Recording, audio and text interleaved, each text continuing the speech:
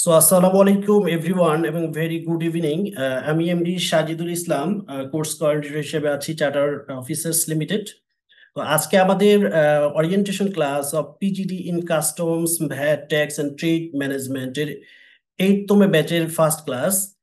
তো আজকে যারা যুক্ত হয়েছেন অনেকেই ভর্তি হয়েছেন আমাদের কোর্সে, যুক্ত হয়েছেন এবং অনেকেই আমাদের এই কোর্স মডিউল সম্পর্কে জানতে চান, অনেকে কোয়ারি থাকে। তো অনেকের রিকোয়েস্ট থাকে একটা ডেমো ক্লাসের। সো আমরা আজকে অ্যারেঞ্জ করেছি সবার জন্যই, সবাই যুক্ত হতে পেরেছেন, তো সবাইকে অসংখ্য ধন্যবাদ সেশনটি যুক্ত হওয়ার জন্য। তো finally professional PGD in custom VAT tax state management, যেটি আজকের উদ্দেশ্য আমাদের। এই কোর্সটি একটি জয়েন্ট ইনিশিয়েটিভে পরিচালিত হয় the CFO foundation of Bangladesh and chartered officers limited. এটি পরিচালিত হয় মিনিস্ট্রি অফ কমার্সের আন্ডারে, যেটা দুইটা সেমিস্টারে হচ্ছে ডিভাইডেড করা এবং ডিউরেশন 6 মান্থ, 6 মাস মেয়াদি। যেটা ক্লাস এক্সাম সবকিছুই কন্ডাক্ট হয়ে থাকে অনলাইনের মাধ্যমে। অনলাইনে ক্লাস হয়ে থাকে, সপ্তাহে 3 দিন ক্লাস হয়, রাত 9টা থেকে। প্রতিটা ক্লাস 2 ঘন্টা করে হয়ে থাকে। কোর্স স্ট্রাকচারে যেটা আছে, আমাদের দুইটা লেভেলে টোটাল 6টা মডিউল আছে, 6টা মডিউল। লেভেল 1-এ আছে practical VAT management, individual and corporate tax management, international trade management, যেটা এক্সপোর্ট ইম্পোর্ট। এই তিনটি হচ্ছে লেভেল 1-এ। এবং লেভেল 2-তে যেটা আছে এনভায়রনমেন্টাল ভ্যাট সফটওয়্যার রয়েছে এবং custom and bond management. Last one financial statement analysis and corporate governance. আমাদের ট্রেনার যারা আছেন, যারা কন্ডাক্ট করবেন এই সেশনগুলো, ম্যাক্সিমামই হচ্ছে এফসিএমএ স্যার আছেন, এসিএ ম্যাম আছেন, এছাড়াও হচ্ছে এনবিআর এর ভ্যাট কনসালটেন্ট আছেন, ট্যাক্স এর আইটিপি সহ ট্যাক্স কনসালটেন্ট অনেকেই আছেন। তারা আপনাদের সেশনগুলো কন্ডাক্ট করে থাকবেন। সো ক্লাসের অফিসিয়ালি ক্লাস স্টার্ট ডেট হচ্ছে আজকে থেকে 15 অক্টোবর। আমাদের আজকে প্রথম ক্লাস এবং ক্লাস সপ্তাহে 3 দিন হয়ে থাকবে। এটা হচ্ছে সানডে, টুইসডে এবং ওয়েডনেসডে, এবং নেক্সট ক্লাসটা সানডেতে হবে। তো আমাদের এইটার গ্রেডিং সিস্টেমটা হচ্ছে এক্সাম সিস্টেম এবং গ্রেডিং সিস্টেম, যেটা আমাদের এডুকেশনাল বোর্ড থেকে যে গ্রেডিং সিস্টেম, সেই সিস্টেমে হচ্ছে গ্রেডিংটা হয়ে থাকে। এক্সামটা হয়ে থাকে MCQ based, analytical MCQ based exam, যেটা গুগল ফর্মের মাধ্যমে হয়ে থাকে। এটা হচ্ছে 60 এমসিকিউ কোশ্চেন থাকে, এটা 60 মার্ক থাকবে। এবং 20% মার্ক থাকবে কেস স্টাডি, অ্যাসাইনমেন্ট এবং প্রেজেন্টেশনের উপরে, এবং 20% মার্ক থাকবে ক্লাস অ্যাটেন্ডেন্সের উপরে। সো আমাদের যে এক্সামগুলো হয়ে থাকে, এটা রেজাল্ট যেগুলো হয়, এটা আমরা গ্যাজেটের আগে পাবলিশ করে থাকি মিনিস্ট্রি অফ কমার্স আন্ডারে। গ্যাজেটেড রেজাল্ট আপনারা পাবেন। এটা আমাদের ছিল লাস্ট কনভোকেশনের একটা ফটোশুট। আমাদের 2024 সালে লাস্ট কনভোকেশন হয়েছে। আর নেক্সট এই বছর 2025 সালে আমাদের এটা ডেট ফিক্স করা হয়েছে 12 তারিখ, 12ই ডিসেম্বরে আমাদের নেক্সট কনভোকেশনটা হবে। সো এই ছিল আমার থেকে কোর্স রিলেটেড ডিটেলস। সো আমরা আপনাদের কোশ্চেন করে নিব। তার আগে আমাদের স্যাররা জয়েন করেছেন, যিনি আজকে সেশনটি কন্ডাক্ট করবেন। তো স্যারকে রিকোয়েস্ট করছি আজকের সেশনটি স্টার্ট করার জন্য। Mister Habibur Rahman sir, sir কি শোনা যাচ্ছে? হ্যাঁ, আমি আপনাকে শুনতে পাচ্ছি। Thank you very much. আপনার ভয়েস পরিষ্কারই আছে। Sir please, thank you join করার জন্য। স্যার আপনাকে অসংখ্য ধন্যবাদ। তো আজকে সেশনটি স্যার আপনি স্টার্ট করবেন। আমাদের যারা আজকে জয়েন করেছে, মূলত PGD in custom VAT tax trade ম্যানেজমেন্টের 8তম ব্যাচের ওরিয়েন্টেশন ক্লাস আজকে। সো আজকে আপনি ওভারঅল আমাদের কোর্স সম্পর্কে একটা ধারণা দেবেন। পার্টিসিপেন্ট যারা জয়েন করেছে তাদের অনেকের কোয়ারি থাকে, কি কি টপিক আলোচনা হতে পারে, কি কি বিষয় তারা এখান থেকে লার্ন করতে পারে, এই বিষয়ে তাদের অনেক কোয়ারি থাকে। সো আজকে আপনি সেশন স্টার্ট করবেন প্লিজ। Thank you very much today's introducer and course coordinator, আমাদের বি সলিউশন এবং সিওএল এর সম্মানিত সমন্বয়ক সাজুল ইসলাম সাহেব, আপনাকে ধন্যবাদ জানাচ্ছি। সাথে সাথে আজকে যারা ওরিয়েন্টেশন প্রোগ্রামে অংশগ্রহণ করেছেন প্রত্যেকে আমাদের পক্ষ থেকে ওয়েলকাম এবং স্বাগতম। আমার নাম হাবিবুর রহমান। আমি আপনাদের সাথে মোটামুটি পুরো কোর্সেই থাকবো। কিছু কিছু বিষয়ে আমি কোর্সগুলো কভার করব। আমাদের অন্যান্য ট্রেনাররা থাকবেন, ওনারাও আপনাদের কিছু টপিকস এবং কিছু বিষয়গুলোকে কভার করবেন। আমরা মেইনলি যেটা বলি, আমরা কোর্সগুলোকে যেভাবে ডিজাইন করি সেটা হয় পার্টিসিপেন্টদের যে ডিজায়ার থাকে, তাদের যে আকাঙ্ক্ষা এবং নিড থাকে, সেইটাকে পূরণ করার জন্য আমরা চেষ্টা করি। সাথে সাথে তাদের পূরণ করার জন্য যে বাস্তবতা, যে ফিউচার মার্কেট নিডকে ফিল আপ করার জন্য যে রিকোয়ারমেন্ট, সেই রিকোয়ারমেন্টগুলো আমরা ফিল আপ করার চেষ্টা করি। এই জন্য মোস্ট অফ দ্য কেসেস আমাদের ক্লাসগুলো হয় 3 দিন, 2 দিন, 2 দিন করে। 3 দিন 2 দিন করে আমরা ক্লাসগুলো করি। 3 দিন 2 দিন করে আমরা ক্লাসগুলো করি। 3 দিন 2 দিন করে আমরা ক্লাসগুলো করি। 3 দিন 2 দিন করে আমরা ক্লাসগুলো করি। আমাদের ক্লাসগুলো হয় রিসিপ্রোকাল, আমরা ডায়াস থেকে কিছু কথাবার্তা বলি, আমাদের অডিয়েন্স থেকে সেই কথাবার্তাগুলো রিসিভ করা হয়, সাথে সাথে অডিয়েন্স থেকে কিছু কথা আসে, সেগুলো ডায়াস থেকে যথাযথভাবে মূল্যায়ন করা হয় এবং সেই আলোকে একটা এনজয়েবল এবং স্যাটিসফ্যাক্টরি সেশন এবং কোর্স কমপ্লিট করার চেষ্টা করি। কারণ আমরা জানি যদি কোনো কোর্স এনজয়েবল না হয় তাহলে সেটাকে মোটিভেশনাল করা কখনোই সম্ভব হয় না। আর যদি কোনো কোর্স মোটিভেশনাল না হয় সেটা এনজয়েবল হয় না, এবং এনজয়েবল যদি না হয় that will be very much difficult to learn utmost things from the courses. কাজে কোর্স থেকে যদি আমরা সঠিকভাবে বাস্তব প্রয়োজন অনুসারে যতটুকু প্রয়োজন যদি আমরা জানতে পারি সেটার জন্য আমাদের রেসিপ্রোকাল কোর্স খুব প্রয়োজন হয়। আমরা এখানে বলবো, আপনারা শুনবেন, আপনারা বলবেন, আমরা শুনবো এবং বলবো। এই বলা এবং শোনার মধ্য দিয়ে আমাদের কোর্সটা মোটামুটি ভাবে আমরা একটা আটমোস্ট স্যাটিসফ্যাক্টরি লেভেলে নিয়ে যাব। তো মোটামুটি কথা হলো এইটা। আজকে যে কথাগুলো বলা হচ্ছে, আপনাদের পিজিডি কোর্স আছে। এই পিজিডি কোর্সে আমি আপনারা দেখেন একটা স্ক্রিন শেয়ার করছি, আপনারা কি দেখতে পাচ্ছেন কিনা? স্যার একটু দেখা রেসপন্স করবেন। ওকে, that's very much good. All the participants, you are watching the screen. আমি এই জায়গাতে কিছু কথাবার্তা বলবো, এখানে কিছু কথা আমরা আজকে বলবো, আপনারা সেগুলো মন দিয়ে শুনবেন। এমন যদি কিছু মনে করেন এর বাইরেও আপনাদের নিড আছে, আপনাদের জানার প্রয়োজন আছে, আপনারা সেটা বলবেন, আমরা যথাযথভাবে সেটা ইনক্লুড করার চেষ্টা করব।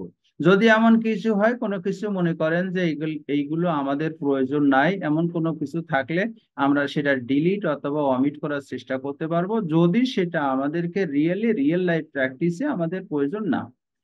সবচেয়ে বড় কথা যেটা হলো, আমরা বলছি professional PGD mean post graduation diploma, it's mean that you all have pass the graduation exams. আপনারা যারা এখানে আছেন প্রত্যেকে মিনিমাম ব্যাচেলর ডিগ্রি সম্পন্ন করেছেন। আপনাদের জন্য আমরা এই কোর্সটা যতভাবে ওই লেভেলে এবং ওই স্ট্যান্ডার্ডে নেওয়ার চেষ্টা করব।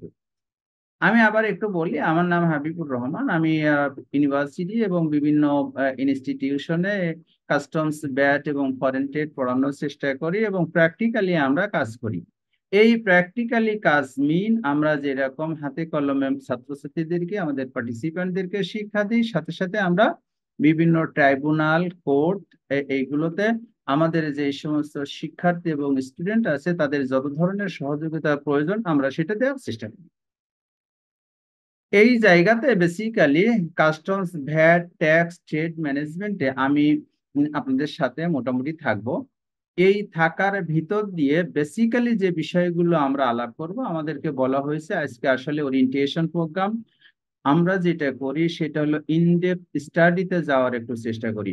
আজকে সেই রকম ইনডেপথ স্টাডিতে আমরা যাব না, শুধু আমরা একটা গাইডলাইন, আমরা একটা framework will throw towards the participants আপনাদের দিকে থ্রো করব।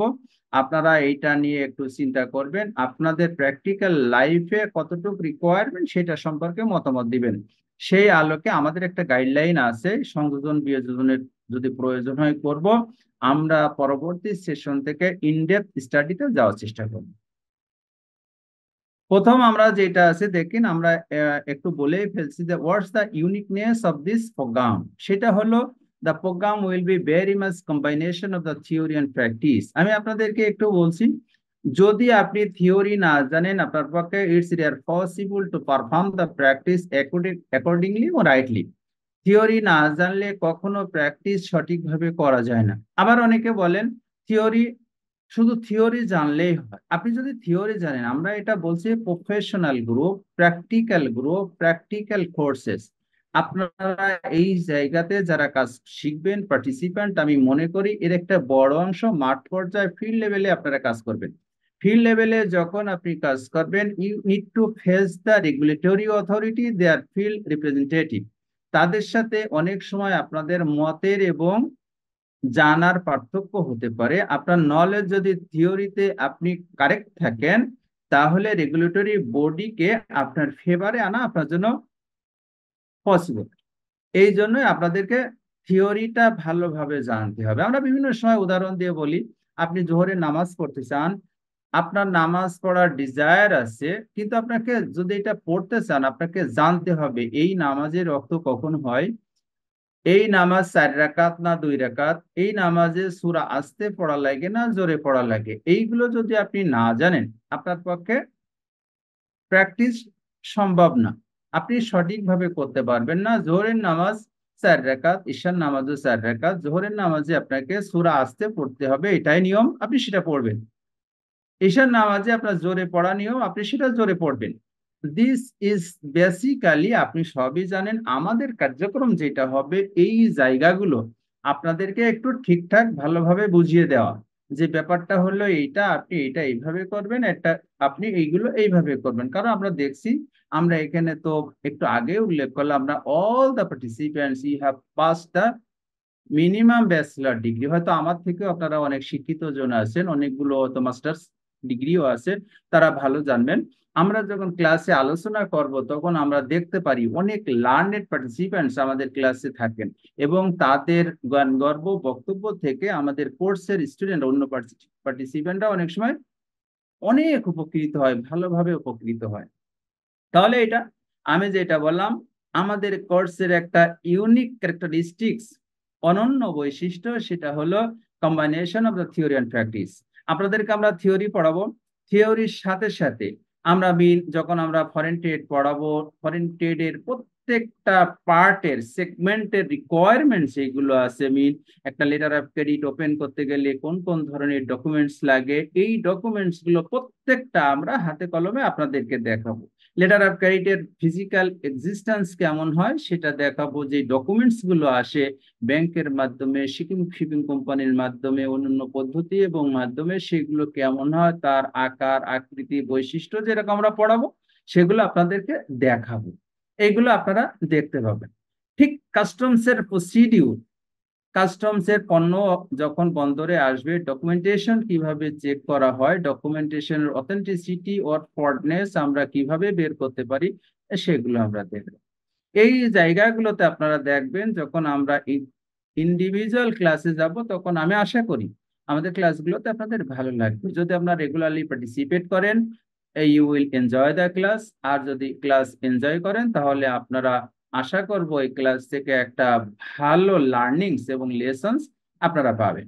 আপনাদের কাছে আমরা এই ইউনিক বৈশিষ্ট্যের যেটা কথা বললাম এটার সাথে রিকোয়েস্ট করব, আমাদের কিছু কিছু পার্টিসিপেন্ট আগে আছে দেখছি, তারা অনেক সময় মনে করে যে ক্লাসে ঠিকঠাক না থাকলেও হয়, পরে আমি রেকর্ডিং শুনে নেব, এগুলো আসলে খুব একটা হয় না।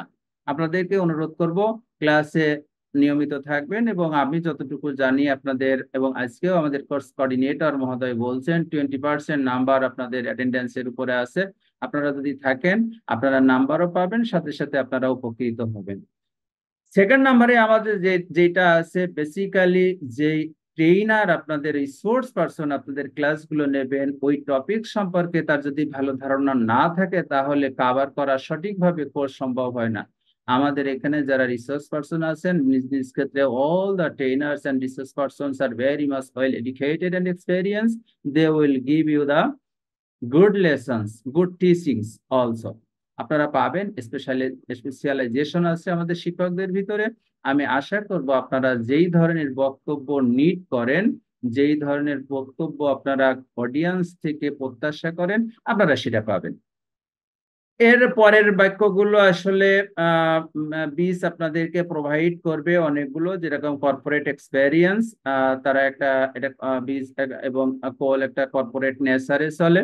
এই কর্পোরেট নেচার তারা প্র্যাকটিক্যালি আপনারা যখন ক্লাসগুলোতে থাকবেন, তখন পরীক্ষাগুলোতে পার্টিসিপেট করবেন, তাদের সাথে কোঅপারেশনে থাকবেন, কর্পোরেট নেচার এবং কর্পোরেট অপরচুনিটিস গুলো আমি আশা করছি তাদের কাছ থেকে আপনারা সুযোগ এবং সুবিধা মতো সেগুলো পাবেন।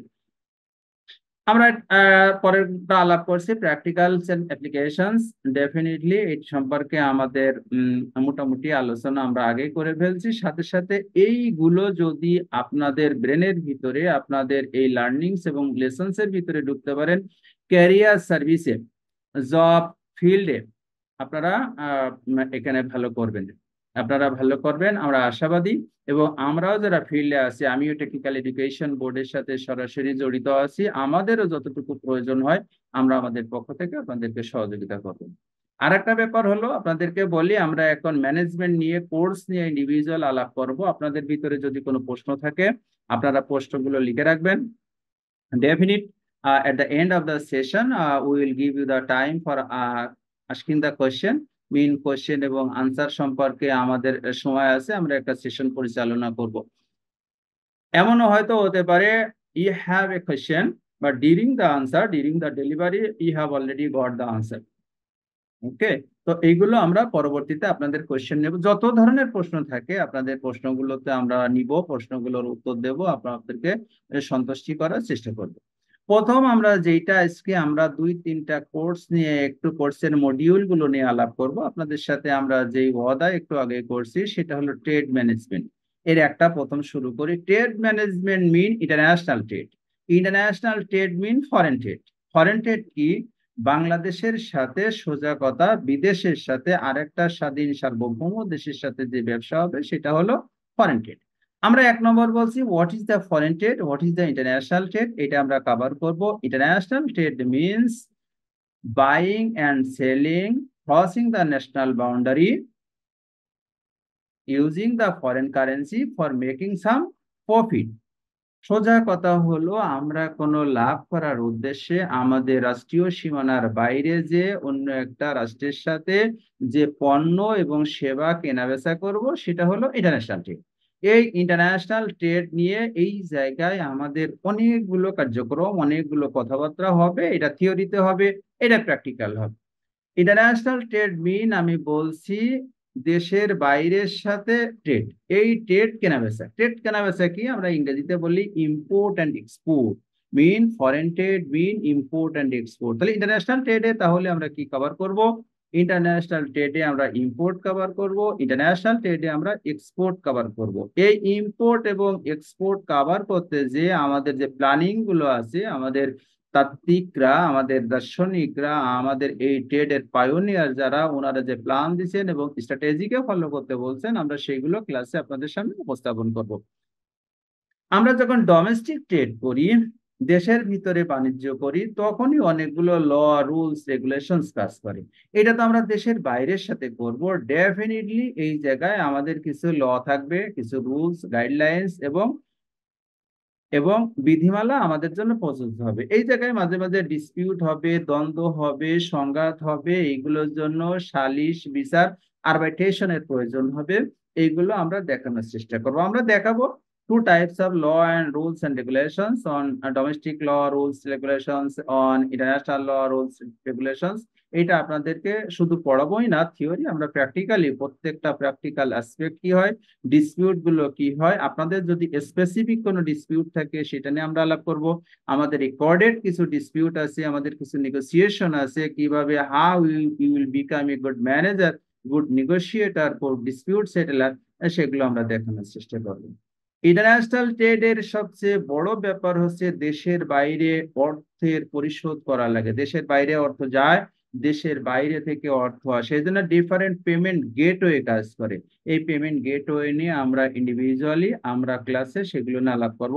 ট্রানজাকশনস এন্ড ট্রান্সপোর্টেশনস, আপনারা জানেন দেশের বাইরে থেকে পণ্য এবং সেবা একটা নির্দিষ্ট পদ্ধতির ভিতর দিয়ে আনা লাগে। এই পদ্ধতিতে আনার জন্য কোন কোন ধরনের, কোন কোন মোডের ট্রান্সপোর্ট কাজ করে, এই ট্রান্সপোর্ট কাজ করতে গেলে তাদের ইন্ডিভিজুয়াল বেসিক কোনো ল, রুলস এন্ড রেগুলেশনস আছে কিনা সেগুলো আমরা দেখাবো। Trade terms, coding and classification, সবচেয়ে ইম্পর্টেন্ট যেটা হয় ইন্টারন্যাশনাল ট্রেডের ট্রেড টার্মস। আমাদের দেশে দেখেন আমরা একটা একটা ট্রেডকে বিভিন্ন নামে ডাকি, তো সারা পৃথিবীর এই ট্রেড টার্মকে যদি এরকম ভিন্ন ভিন্ন নামে ডাকা হয় তাহলে ট্রেড করা কঠিন হয়ে যায়। এই জন্য international chamber of commerce all ট্রেডকে যারা রেগুলেট করে তার একটা বড় অর্গানাইজেশন, এরা কিছু ট্রেড টার্মস তৈরি করে দিছে।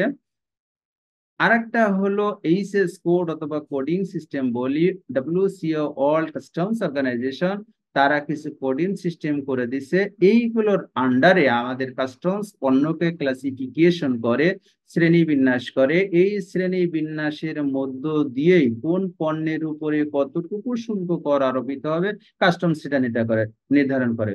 Basically classification is the part of customs procedure. আমরা এই কাস্টমস প্রসিডিউর আপনাদেরকে বারবার বলছি, থিওরিটাও দেখাবো, এটার সাথে আমরা প্র্যাকটিস নিয়ে আলাপ করবো।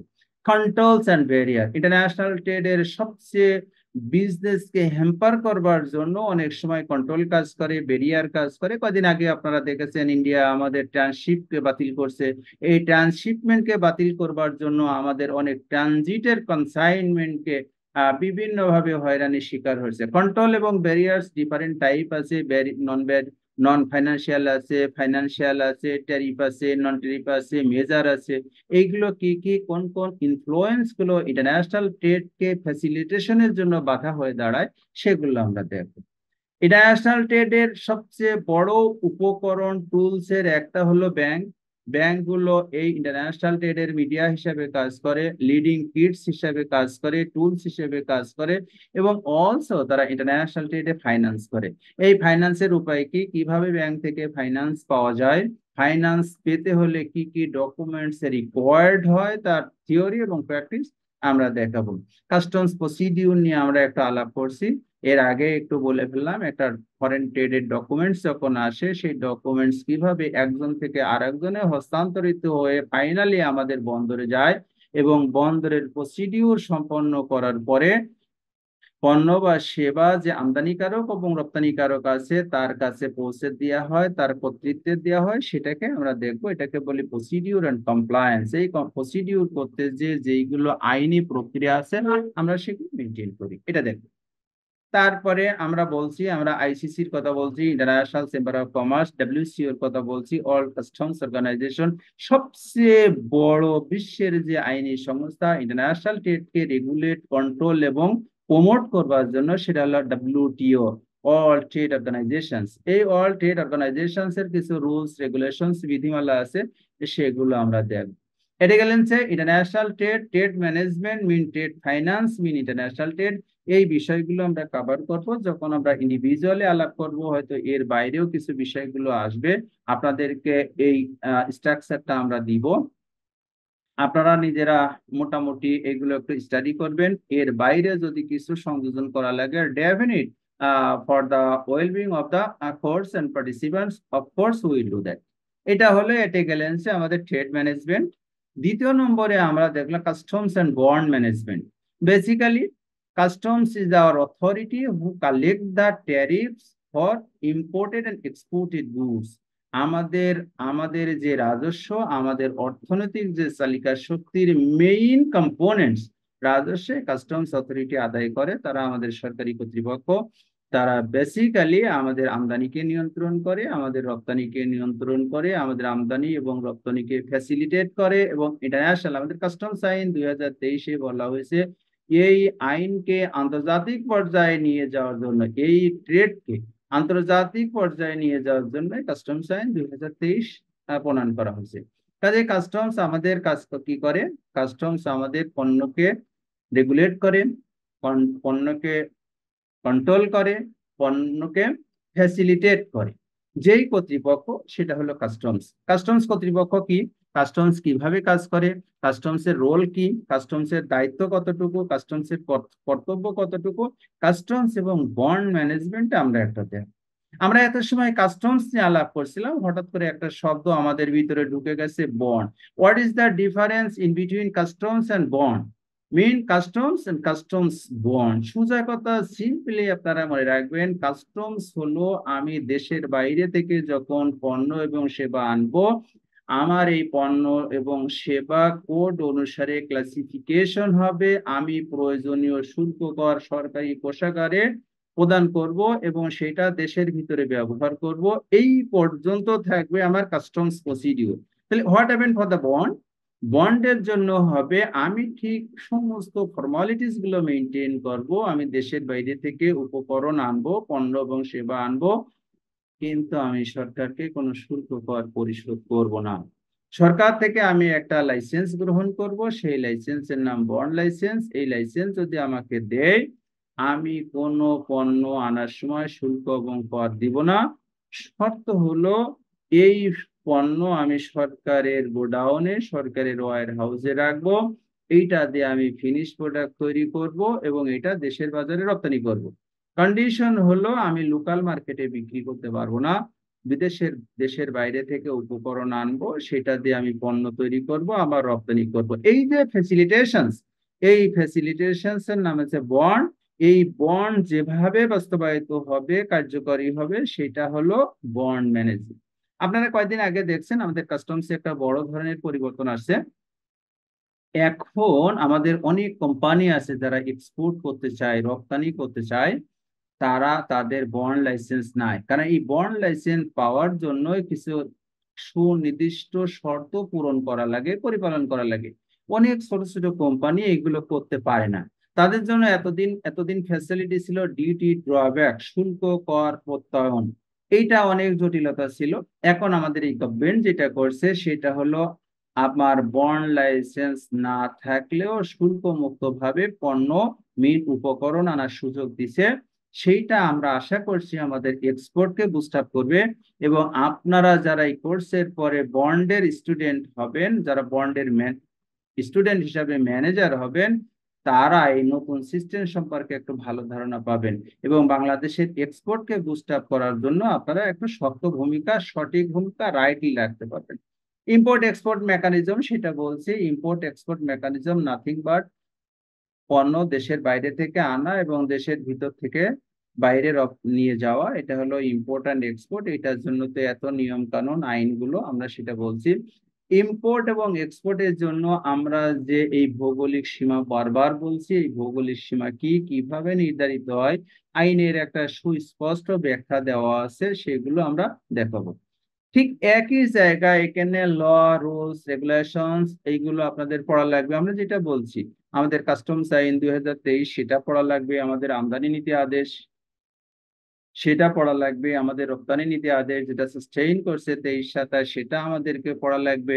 এর ভিতরে ফরেন এক্সচেঞ্জ গাইডলাইন বাংলাদেশ ব্যাংকের যেগুলো আছে সেগুলো আমরা পড়বো। ডিফারেন্ট টাইম গভর্নমেন্ট যে এসআরও গুলো ইস্যু করে, মিন স্ট্যাটিউটরি রেগুলেটরি অর্ডার, সেগুলো সম্পর্কে প্রয়োজনীয় এসআরও গুলো নিয়ে আমরা আলাপ করব।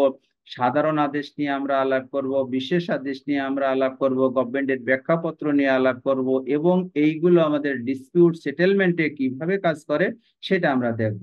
আজকে আমরা একটা ট্রাইব্যুনালে ছিলাম, সেটা একটা ছোট্ট একটা সাধারণ আদেশ নিয়ে আলাপ হচ্ছিল। একটা ছোট্ট সাধারণ আদেশ বড় একটা ব্যবসায়িক দ্বন্দ্বকে কিভাবে সেটেলমেন্ট করতে পারে আমরা সেটা দেখছি।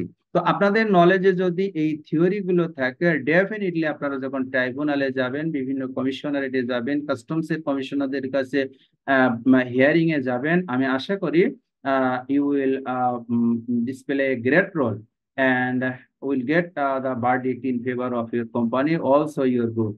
ঠিক আছে, এগুলো আমরা দেখবো।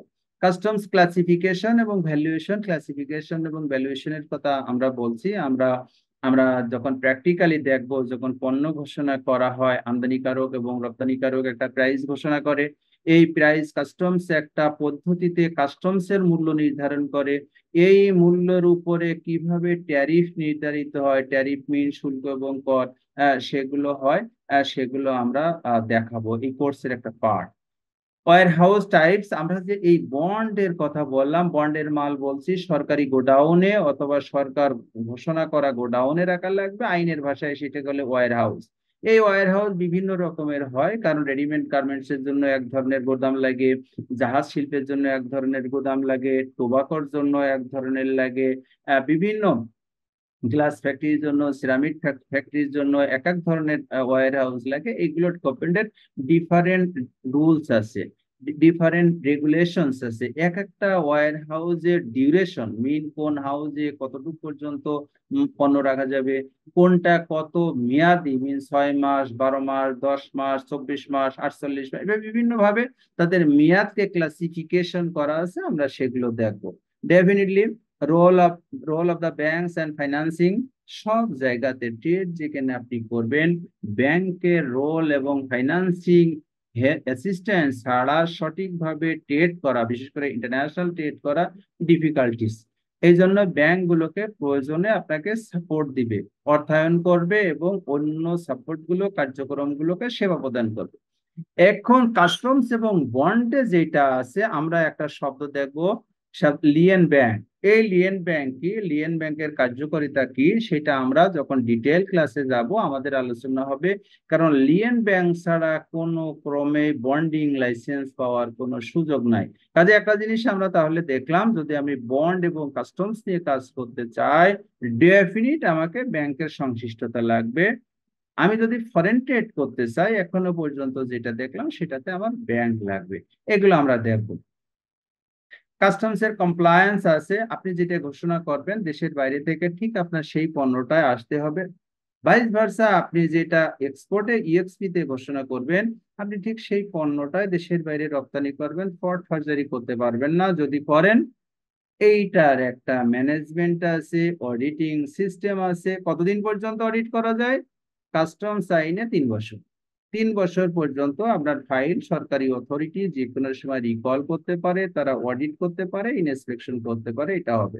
এই অডিটিং এবং ইন্সপেকশন গুলো আমরা সব জায়গায় দেখাবো। আমরা ব্যাটেও দেখাবো, আমরা কাস্টমসেও দেখাবো, এবং স্পেসিফিক ধারা এবং বিধিগুলো নিয়ে আমরা আলাপ করবো।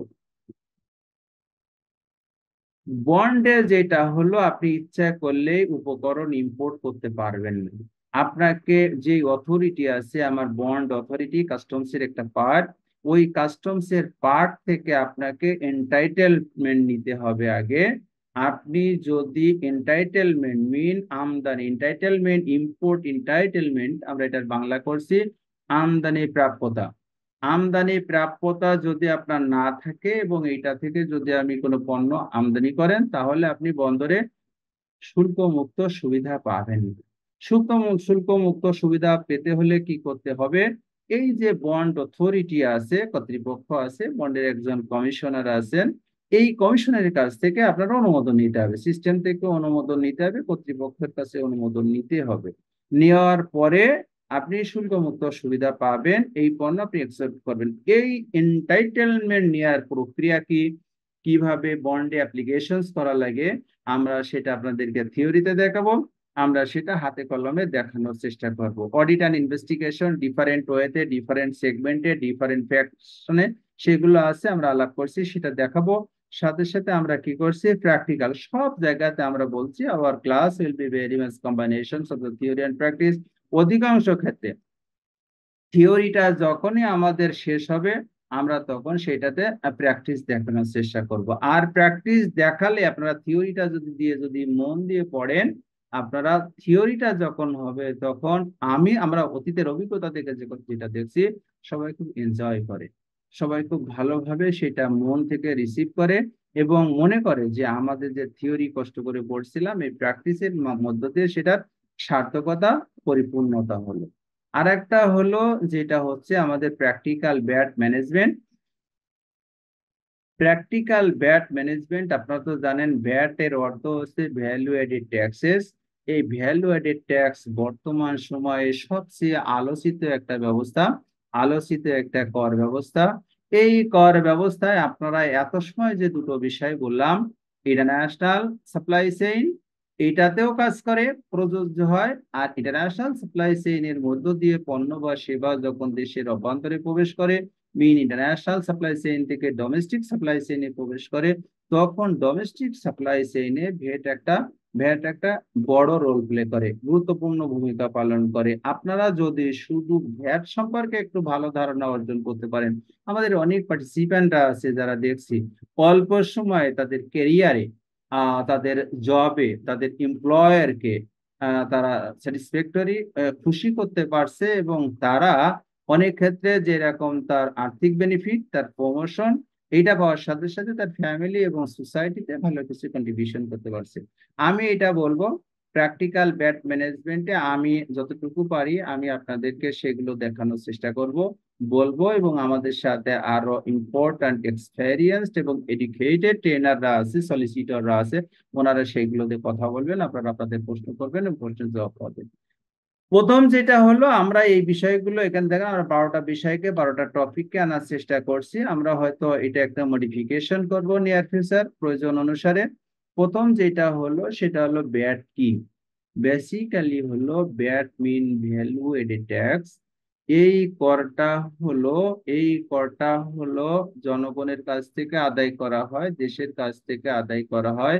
আমরা যখন করের শ্রেণী বিভাগ করব তখন আমরা বিভিন্ন প্রকার কর দেখব। আপনারা অ্যাড ভ্যালোরেম কর দেখব, মিন অ্যাড ভ্যালোরেম ট্যাক্স দেখব, আমরা ফিক্সড ট্যাক্স দেখব, আমরা ডিরেক্ট ট্যাক্স দেখব, আমরা ইনডিরেক্ট ট্যাক্স দেখব। এই ডিরেক্ট এবং ইনডিরেক্টের বক্তব্য যখন আসবে আমরা দেখব bat is the indirect tax. এইটা যে ব্যাট প্রদান করে আসলে তার অর্থ থেকে, তার লেজার থেকে এই টাকাটা যায় না, যে ভোক্তা বা ব্যবহার করে তার কাছ থেকে যায়। আপনারা অনেকে প্রশ্ন করবেন হয়তো এটা নিয়ে, আমরা যেগুলোতে ফেস করি আইনে, আমরা কিন্তু তাত্ত্বিক কথাবার্তা বলছি এখন। আইনে যে কথাগুলো আছে আমরা সেটাই বলছি। প্র্যাকটিস এই জায়গাগুলোতে কিছু কিছু ক্ষেত্রে ডিফার করবে। সেইগুলো আপনাদের নিজস্ব ঠিক থিওরিতে আপনারা যেটা জানবেন, এই থিওরি জানার মধ্য দিয়ে আপনারা প্র্যাকটিস সেইগুলোকে কন্ট্রোল করবেন, এবং থিওরিতে প্র্যাকটিসে যদি কোনো প্রবলেম হয়, ডিসপিউট অ্যারাইজ করে, এই থিওরি জানার মধ্য দিয়ে সেটাতে মিটিগেট করবেন। তাহলে আমরা যেটা বলছি, ভ্যাট হবে ভ্যালু এডেড ট্যাক্স, এটা ইনডিরেক্ট ট্যাক্স। ইনডিরেক্ট ট্যাক্স পরোক্ষ কর, এর দায় থাকবে একজনের, ভাগ থাকবে আরেকজনের। ব্যাট মেকানিজমস আমরা পড়বো। মেকানিজম মিন ওই একই কথা, কাস্টমস মেকানিজম, কৌশল, কোন প্রক্রিয়ায় এটা আদায় করা হয়। আমাদের আইনগুলোতে যখন দেখবেন ল, রুলস, রেগুলেশনস, অর্ডার, ফর্মস, এই কথাগুলো যখন বলবো, আইন যখন ভূমিকাগুলো দেখবো, প্রিয়াম্বল যেটা আমরা বলি, ভূমিকাগুলো যখন পড়বো দেখবেন অনেক সুন্দর সুন্দর কথা থাকে। এই সুন্দর সুন্দর কথাগুলো কি, আমাদের টেটকে ইন্টারন্যাশনাল স্ট্যান্ডার্ডে নিয়ে যাব, আমাদের টেটকে আমাদের টেটকে এমন ভাবে নিয়ে যাব যেটা হলো বেস্ট প্র্যাকটিসের আন্ডারে থাকবে। আরো অনেকগুলো কথাবার্তার ফলে শেষে ছোট্ট করে বলা থাকে সরকারের রাজস্ব বৃদ্ধি করবে।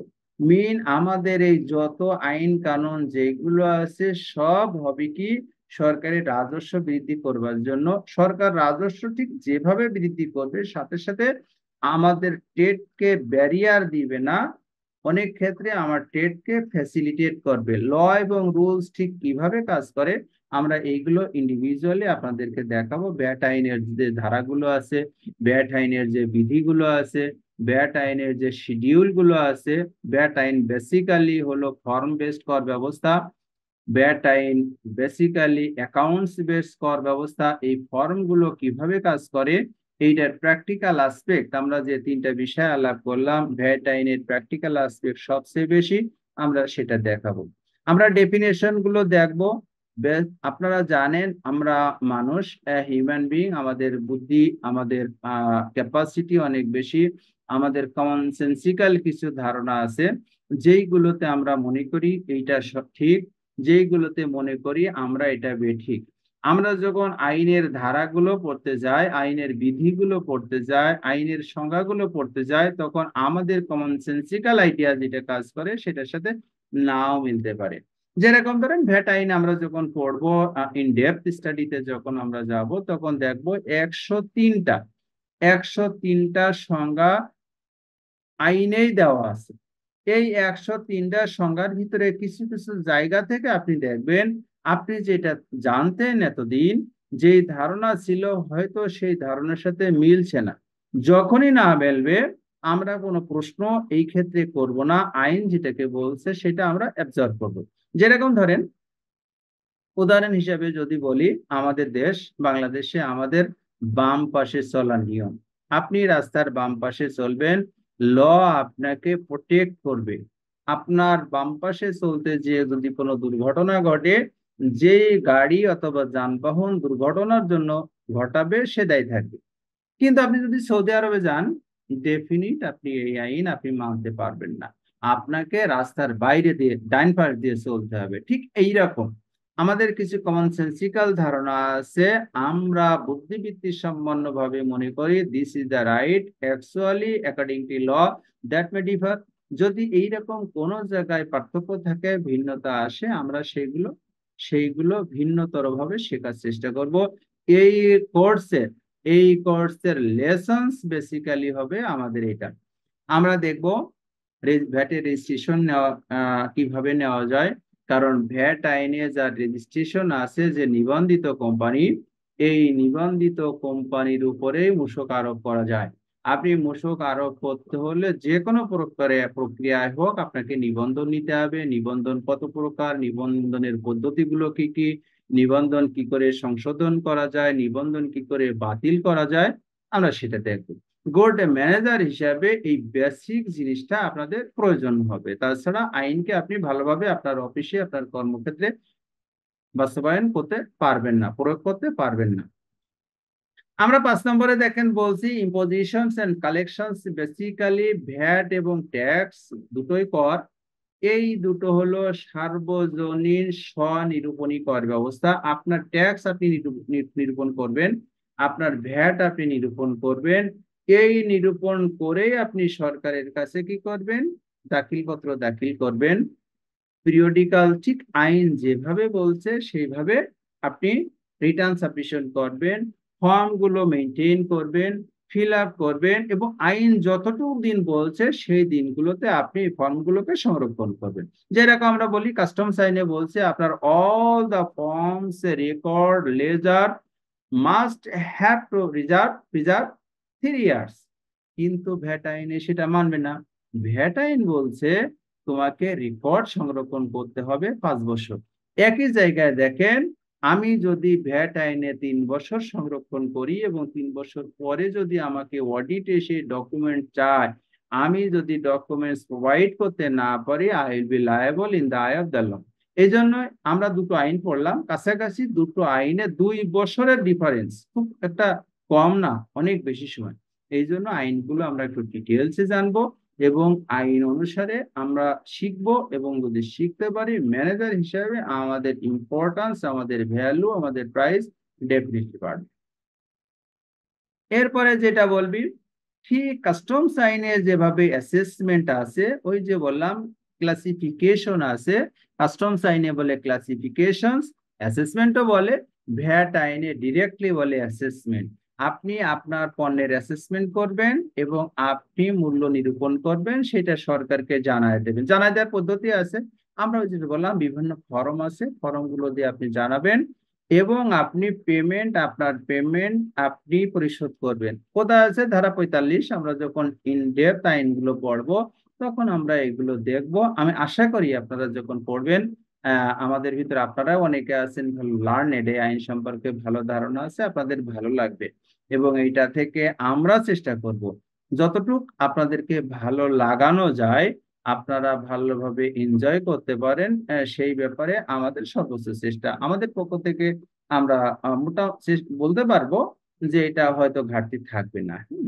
এরপরে হলো কি ইনভয়েস এন্ড রেকর্ড কিপিং। আমি যেটা ফর্ম, এখানে ফর্ম গুলো হলো, যদি আপনি ইনভয়েসিং ধরেন, আপনি যখন পণ্য বিক্রি করবেন ডেফিনিট আপনাকে একটা ইনভয়েস বা চালান ইস্যু করতে হবে। ঠিক কোন প্রক্রিয়ায় চালান ইস্যু করবেন সরকার সেটা নির্ধারণ করে দিয়েছে।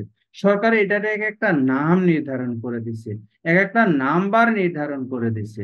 এইগুলো আপনাকে একটু মুখস্থ রাখতে হবে এবং এইগুলো মেনটেন করতে হবে, ফিল আপ করতে হবে, এবং ওই যেটা বললাম নির্দিষ্ট পদ্ধতি এবং প্রক্রিয়ায় সংরক্ষণ করতে হবে। That is called the record keeping, return filing and amendment. এই যে আপনি অ্যাসেসমেন্ট করলেন, পণ্য বিক্রি করলেন, এইগুলো প্রত্যেক মাসে আপনাদের ইনকাম ট্যাক্স আইনে বছরে একবার, কিন্তু ভ্যাট আইনে কিছু পরিবর্তন ছাড়া প্রত্যেক ইংরেজি মাসে শেষে একবার করে আপনাকে রিটার্ন ফাইল করতে হবে। আইনে দ্বারা 64 সেই জায়গায় পরিষ্কার করে বলা আছে, আমরা সেগুলো আলাপ করব এবং দেখব। এই রিটার্ন দাখিল করার পরে ওই যে বললাম কর্তৃপক্ষ, যারাই ভ্যাট কর্তৃপক্ষ তারাই কাস্টমস কর্তৃপক্ষ।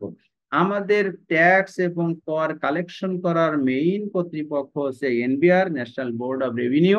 ন্যাশনাল বোর্ড অফ রেভিনিউর অফিসাররা যখন কাস্টমস ডিপার্টমেন্টে কাজ করে তখন তাদেরকে বলি আমরা কাস্টমসের অফিসার, যখন তারা ভ্যাট ডিপার্টমেন্টে কাজ করে তাদেরকে আমরা বলি ভ্যাটের অফিসার।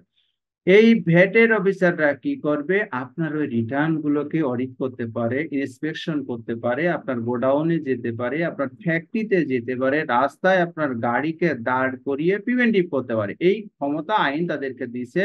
কোন কোন জায়গাগুলোতে দিছে, কোন কোন প্রক্রিয়াগুলো দিছে, আমরা সেটা দেখব।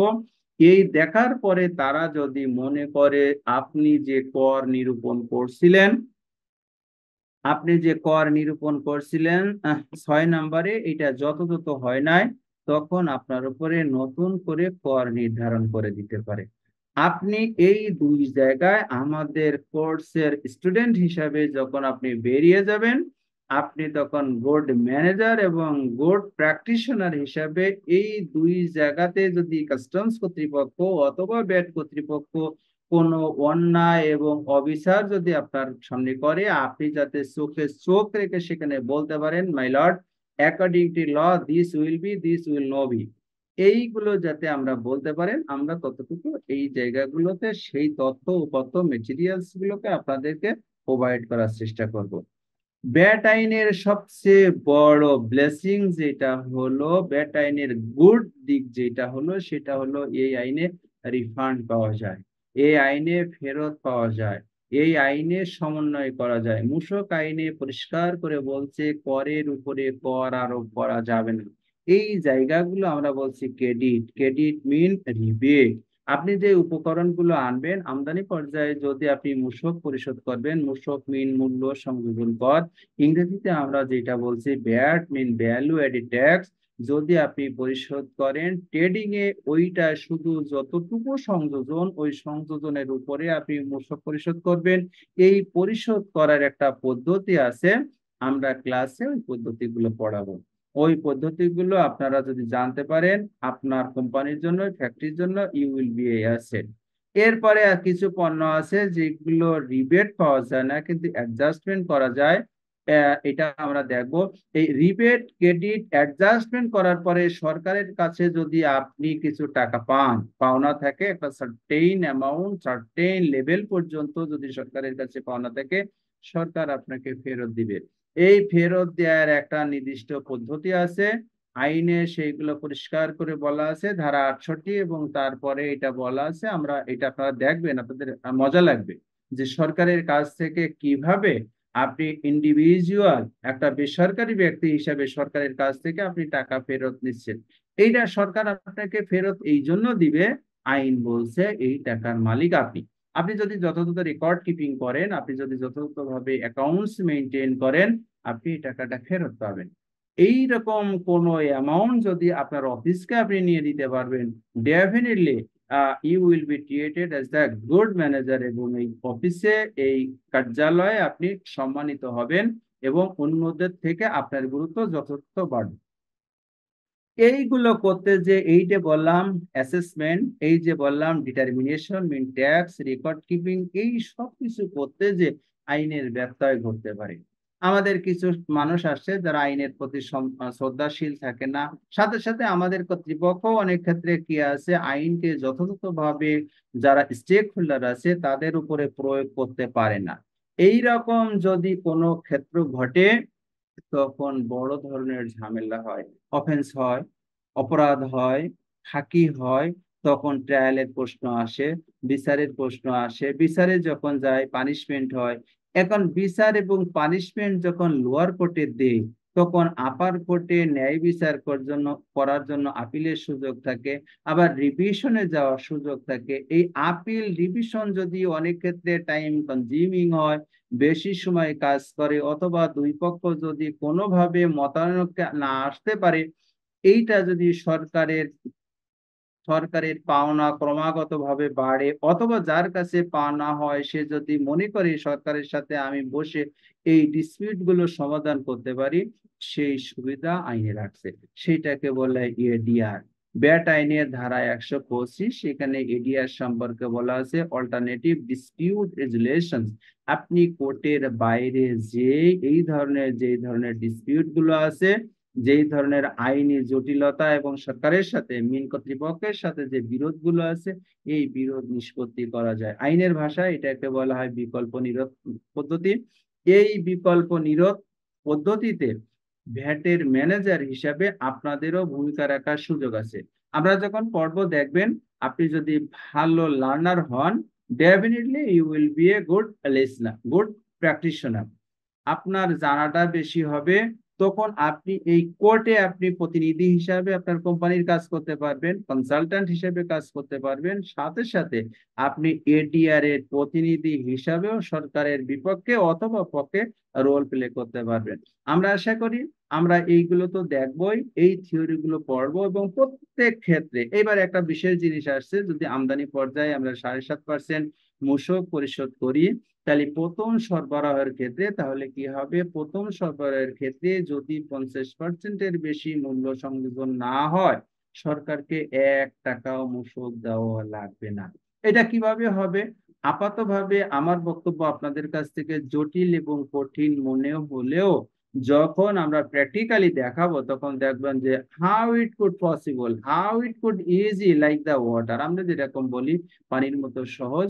আপনাদের কাছে এটা যদি আমি আপনাদেরকে জোর গলায় বলতে পারি, যদি ক্লাসগুলোতে থাকেন, আমাদেরকে অনুসরণ করেন, আমাদেরকে ফলো করেন, at the end of the session you will get definitely a certificate, you will get definitely a good teachings, you will get honor, you will get prestige, you will get some sorts of higher remuneration from your employer. এটা মোটামুটি আমাদের কথা হলো। আমি practice এবং theory এবং আমাদের কোর্সের গাইডলাইন অনুসারে আপনাদের সাথে মোটামুটি কিছু সময় কথা বললাম। এখন আপনাদের কাছ থেকে প্রশ্ন নিব, আপনারা প্রশ্ন করবেন। সাথে সাথে আমি যেটা বলছি, আমরা যে গাইডলাইনটা দিয়েছি, এতে যদি কোনো সংযোজন করা লাগে আমরা করব, যদি কোনো কিছু বিয়োজন করা লাগে সেটা আপনারা করবেন, সেটা আমরা করব। ঠিক আছে? তাহলে এখন আমার কথা মোটামুটি এখন এই পর্যন্ত আমি শেষ করব। আপনাদের কাছে humble request will ask the question, কিন্তু কোশ্চেন ডেফিনেটলি আমাদের এই কোর্সের ভিতর এবং কোর্স কেন্দ্রিক হবে, সেটাই আপনাদেরকে অনুরোধ করব। তাহলে আপনারা এখন যদি কেউ প্রশ্ন করতে চান আমার কাছে, অথবা আমাদের অন্য যে অথরিটি, আমাদের অন্য যে ট্রেনার, আমাদের যে রিসোর্স পার্সন আছে, তাদের কাছে আপনারা করতে পারবেন। তাহলে আপনারা প্রশ্ন করেন। আমি আমি কোর্স কোঅর্ডিনেটর মহোদয়কে এটা সমন্বয় করার জন্য বিনীত অনুরোধ করব। Thank you sir, thank you, অসংখ্য ধন্যবাদ।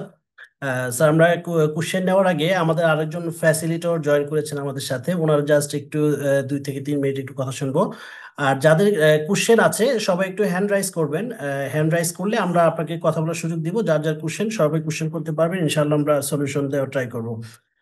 তো miss Israt Jebin SM ma'am join করেছেন। ম্যাম কি শুনতে পাচ্ছেন? জি, আমি শুনতে পাচ্ছি। আমাকে শোনা যাচ্ছে? জি জি, শোনা যাচ্ছে ম্যাম, অসংখ্য ধন্যবাদ জয়েন করার জন্য। তো ম্যাম আমাদের এখানে কোর্স ফ্যাসিলিটি হিসেবে আছেন। উনি যেটা কভার করেন আমাদের এখানে subject financial statement analysis and হচ্ছে কর্পোরেট গভর্নেন্স। তো ম্যামকে রিকোয়েস্ট করছি কিছু বলার জন্য আমাদের যারা জয়েন করেছে তাদের উদ্দেশ্যে, প্লিজ।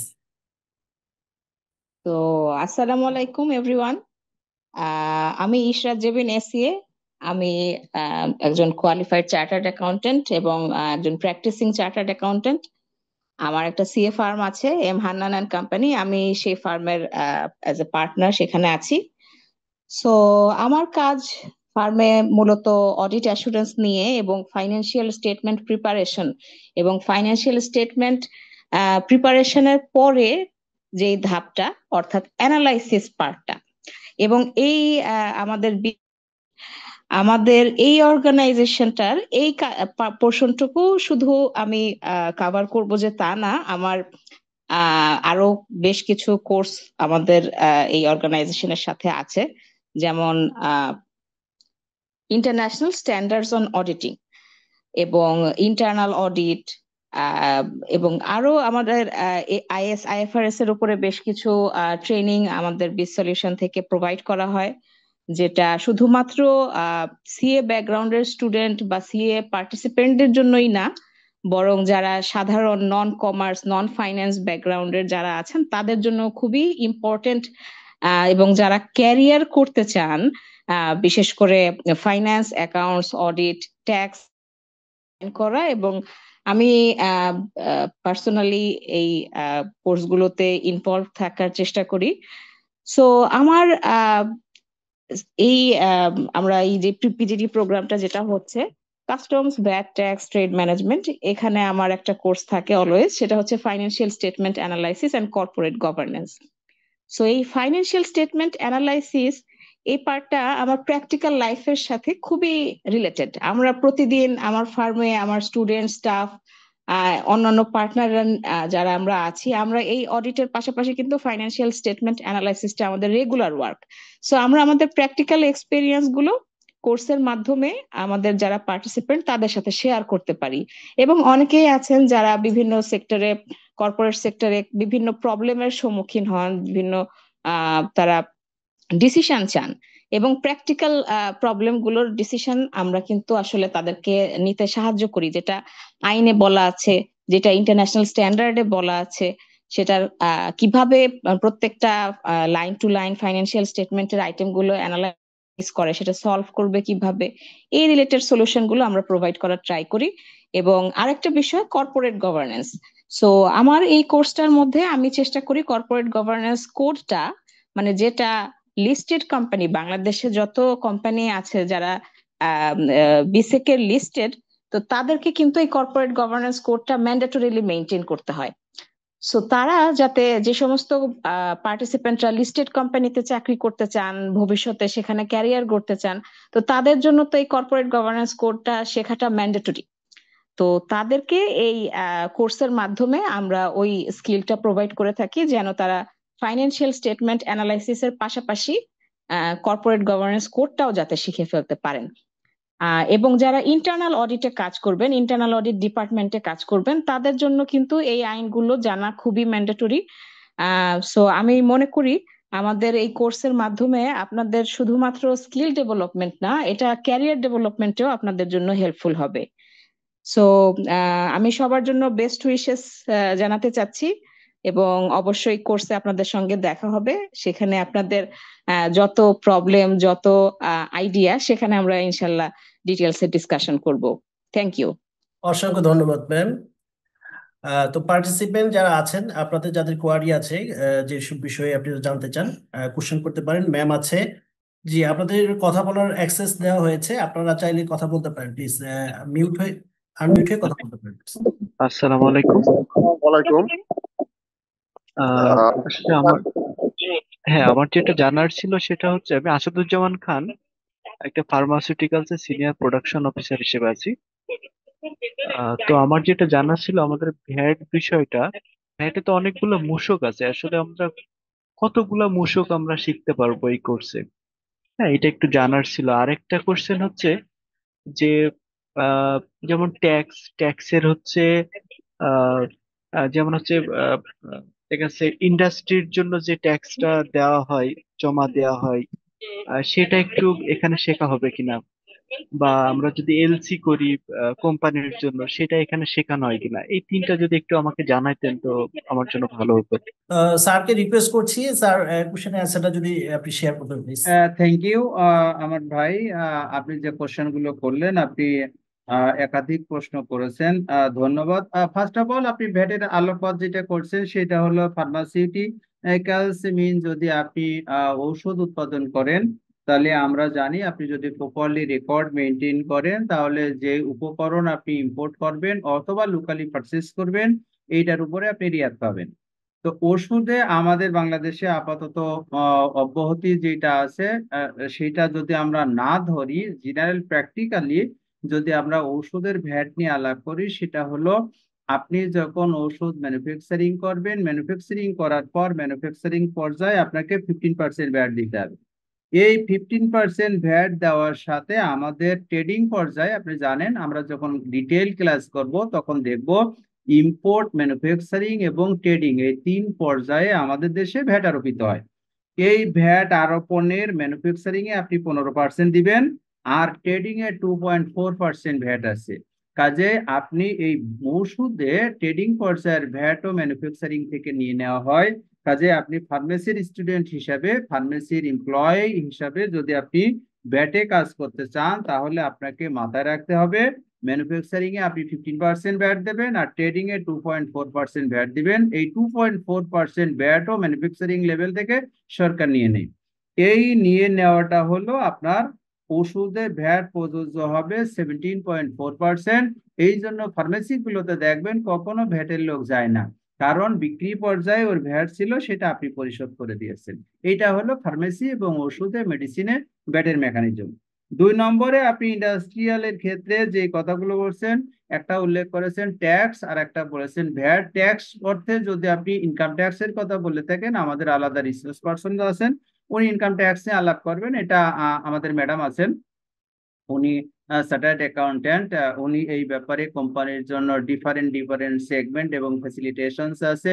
আপনি যদি পাবলিকলি লিস্টেড কোম্পানি হন, আপনি এক ধরনের ফ্যাসিলিটিস এনজয় করবেন। আপনি যদি পাবলিকলি লিস্টেড না হন, আপনি আর এক ধরনের ফ্যাসিলিটি এনজয় করবেন। ম্যাডাম সেটা বলবেন। আমি শুধু ভ্যাটের ক্ষেত্রে যেটি বলি, একই প্র্যাকটিস। আপনাকে যদি আইন কোনো অব্যাহতি না দেয়, মনে রাখবেন আমাদের আইনে 3টা শিডিউল আছে। ফার্স্ট শিডিউলে যে পণ্য এবং সেবাগুলো আপনি উৎপাদন করবেন, এইটার জন্য কোনো ভ্যাট পরিশোধ করা লাগে না। দ্বিতীয় নম্বর হলো, যদি আপনার আইন এবং মিন ফার্স্ট শিডিউল এবং এসআরও দিয়ে অব্যাহতি না হয় অথবা হ্রাসিত হার না হয়, আমাদের আইনের 15 নম্বর ধারাতে বলা আছে যে মূসকের হার হবে 15%।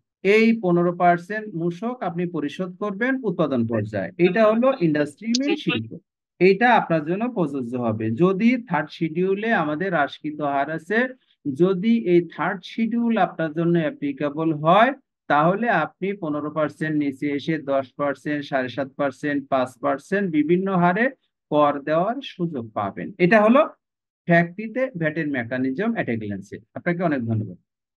স্যার আরেকটু কোশ্চেন ছিল স্যার। আমাদের তো যেমন 6.1, 6.2, তারপরে 4.3, 6.3, এরকম অনেকগুলা মূসক আমাদের ফ্যাক্টরিতে করা হয়। তো এই ধরনের কি আরো তো অনেকগুলা মূসক আছে ভ্যাটের, এখন এই কোর্সে এগুলা শেখানো হবে কিনা, বা আরো কতগুলা যেমন টার্ন ওভারের আছে, হ্যাঁ, আহ, এখন বা 9.1, 9.2 এগুলো আসলে আমাদের এই কোর্সে শেখানো হবে কিনা, এটা একটু জানার ইচ্ছা ছিল আর কি। আপনাকে একটা কথা বলি, আপনি একজন আপনি আপনি আপনি আমার মনে হয় আপনি একেবারে এলিমেন্টারি লেভেলে নাই। আপনার একটু আহ, আহ, ধারণা আছে, আপনি প্রাইমারি লেভেল অথবা সেকেন্ডারি লেভেল হতে পারবেন। মনে রাখবেন, আমাদের টার্ন ওভার করের অ্যাপ্লিকেশন এখন একেবারে নাই বললেই চলে। টার্ন ওভার কর নিয়ে সরকার হয়তো খুব অল্প দিনের ভিতরে যে কোনো ডিসিশন, এখন আছে আইনে কিন্তু এটার প্র্যাকটিস খুব একটা নাই, এটা কাজ করে না। আমরা টার্ন ওভার কর নিয়ে খুব একটা কথাবার্তা বলবো না। আমরা যেটা কথাবার্তা বলবো সেটা হলো ভ্যালু এডেড ট্যাক্স। আপনার 30 লাখ টাকা হলে আপনাকে, এখন 30 লাখ টাকার উপরে গেলে, 50 লাখ টাকা হলে আপনাকে ভ্যাটে চলে যেতে হচ্ছে, মিন মূসকে চলে যেতে হচ্ছে। টার্ন ওভার কাজ করে না। সরকারের স্পেশাল স্কিম এবং বোর্ডের স্পেশাল আইন আছে, সাধারণ আদেশ 17। এই 17-র আন্ডারে যদি কোনো বিপণী বিতানে আপনি ছোট একটা দোকান হয়, সেটাতেও আপনার টার্ন ওভার করার সুযোগ নাই, সেটা আপনাকে মূসক নিবন্ধন নিতে হবে। কাজে টার্ন ওভার কর আইনে আছে ঠিক, আপনি একটা প্রথম যেটা বলছিলেন ওই জায়গাটাতে স্ট্যান্ড থাকেন। আপনি একজন ফ্যাক্টরিকে লিড করেন, ফ্যাক্টরি ম্যানেজার, আপনাকে মূসক জানতে হবে, ভ্যাট জানতে হবে। যদিও আমাদের এই আইনটার নাম হচ্ছে মূল্য সংযোজন কর এবং সম্পূরক শুল্ক আইন। এখানে মূল্য সংযোজন কর নিয়ে আলাপ হবে, সম্পূরক শুল্ক নিয়ে আলাপ হবে। এই মূল্য সংযোজন কর নিয়ে আলাপ করতে যে দুটো আইন, দুটো করের কথা বলছে, আপনি যেটা বলছেন একটা হলো মূসক মিন ভ্যাট আর একটা হলো টার্ন ওভার কর। হ্যাঁ, এইটা আমরা টার্ন ওভার কর নিয়ে খুব একটা কথা বলবো না, আমরা মূসক নিয়ে কথা বলবো এবং এই মূসকের বিভিন্ন দিক নিয়ে আমরা আলাপ করব, সেটা পরবর্তীতে আপনার উপকৃত হবেন। Thank you. স্যার বিষয়টা হলো উনি জানতে চাচ্ছে কয়টা আমাদের ফর্ম, যেমন 6.1, 6.2, 6.3, 4.3, 6.6, তারপরে 6.10, 9, এইগুলো কয়টা ফর্ম ইউজ করতে হবে। আর 9.1 মানে 9.1 জানতে চাচ্ছে টোটাল আমার কয়টা ফর্ম জানলে পরে দ্যাটস এনাফ হবে আর কি। স্যার স্যার আমি একটু হ্যাঁ বলেন, হ্যাঁ বলেন। জি স্যার। স্যার কোশ্চেনটা ওরকম না স্যার, আমি বলতেছি বুঝতে যে পারছি আপনার কোশ্চেন, আমি বুঝছি। হ্যাঁ বলেন। এই কোর্সে যে ভর্তি হব আমাদের কয়টা মূসক শেখানো হবে, এইটুকু কোশ্চেনটা। আমি সেটাই আপনাকে একটু আরেকটু এডিশন জি স্যার। দিই। অ্যারাউন্ড 78 ফর্ম আছে, এই সবগুলো আপনার লাগবে না, এক একজনের জি স্যার, জন্য লাগবে এক না। একটা লাগবে। আপনি আপনি কাস্টমস এর অফিসার হিসেবে আপনি প্রিভেন্টিভে যে আপনি পণ্য আটক করবেন, সিজার করবেন, এইগুলো আপনার লাগবে না। আমাদের যেই বেসিক যে জিনিসগুলো হবে 2.1 দিয়ে, মূসকের অ্যাপ্লিকেশনস হবে 2.1, এটা আমরা শিখাবো। যেটা বলছি নিবন্ধনের প্রক্রিয়া 2.3, মূসকের যে সার্টিফিকেট নাম্বার, এটা আমাদের সবচেয়ে ইম্পর্ট্যান্ট যে ফর্ম সেটা হলো 6.3, আমার চালান, কর চালান পত্র। এইটা ছাড়া তো আপনি কোনো লেনদেনই করতে পারবেন না, এটা দেখবো আমরা। 4.3 আমরা যেটা সহগ ঘোষণা বলি, ইনপুট আউটপুট কোএফিসিয়েন্ট, এগুলো আমরা দেখব। উৎপাদনকারী প্রতিষ্ঠানের জন্য ক্রয়ের হিসাব রাখার জন্য লাগে 6.1 একটা বুক, 3টা বই আছে আইনে, তার একটা হলো 6.1। উৎপাদনকারী প্রতিষ্ঠানের বিক্রয়ের বই, সেটা হলো 6.2। এই দুটো আমরা দেখাবো। এরপরে হলো ক্রয় বিক্রয় মিন ট্রেডিং কোম্পানির জন্য 6.2.1, এগুলো আমরা দেখবো। এরপরে আছে আমাদের ডেবিট নোট ক্রেডিট নোট 6.7 6.8, এগুলো আমাদের যত এর পরে যত দূরে যাব আমাদের ইম্পর্টেন্স তত কমবে, ঠিক আছে। এইগুলো আমাদের বেসিক যে জিনিসগুলো আছে মোটামুটি এগুলো আমরা দেখবো। এইটা করতে যে আমরা যখন পণ্য ইম্পোর্ট করব, আমরা তো কাস্টমস আইনে পণ্য ঘোষণা দেখাবো।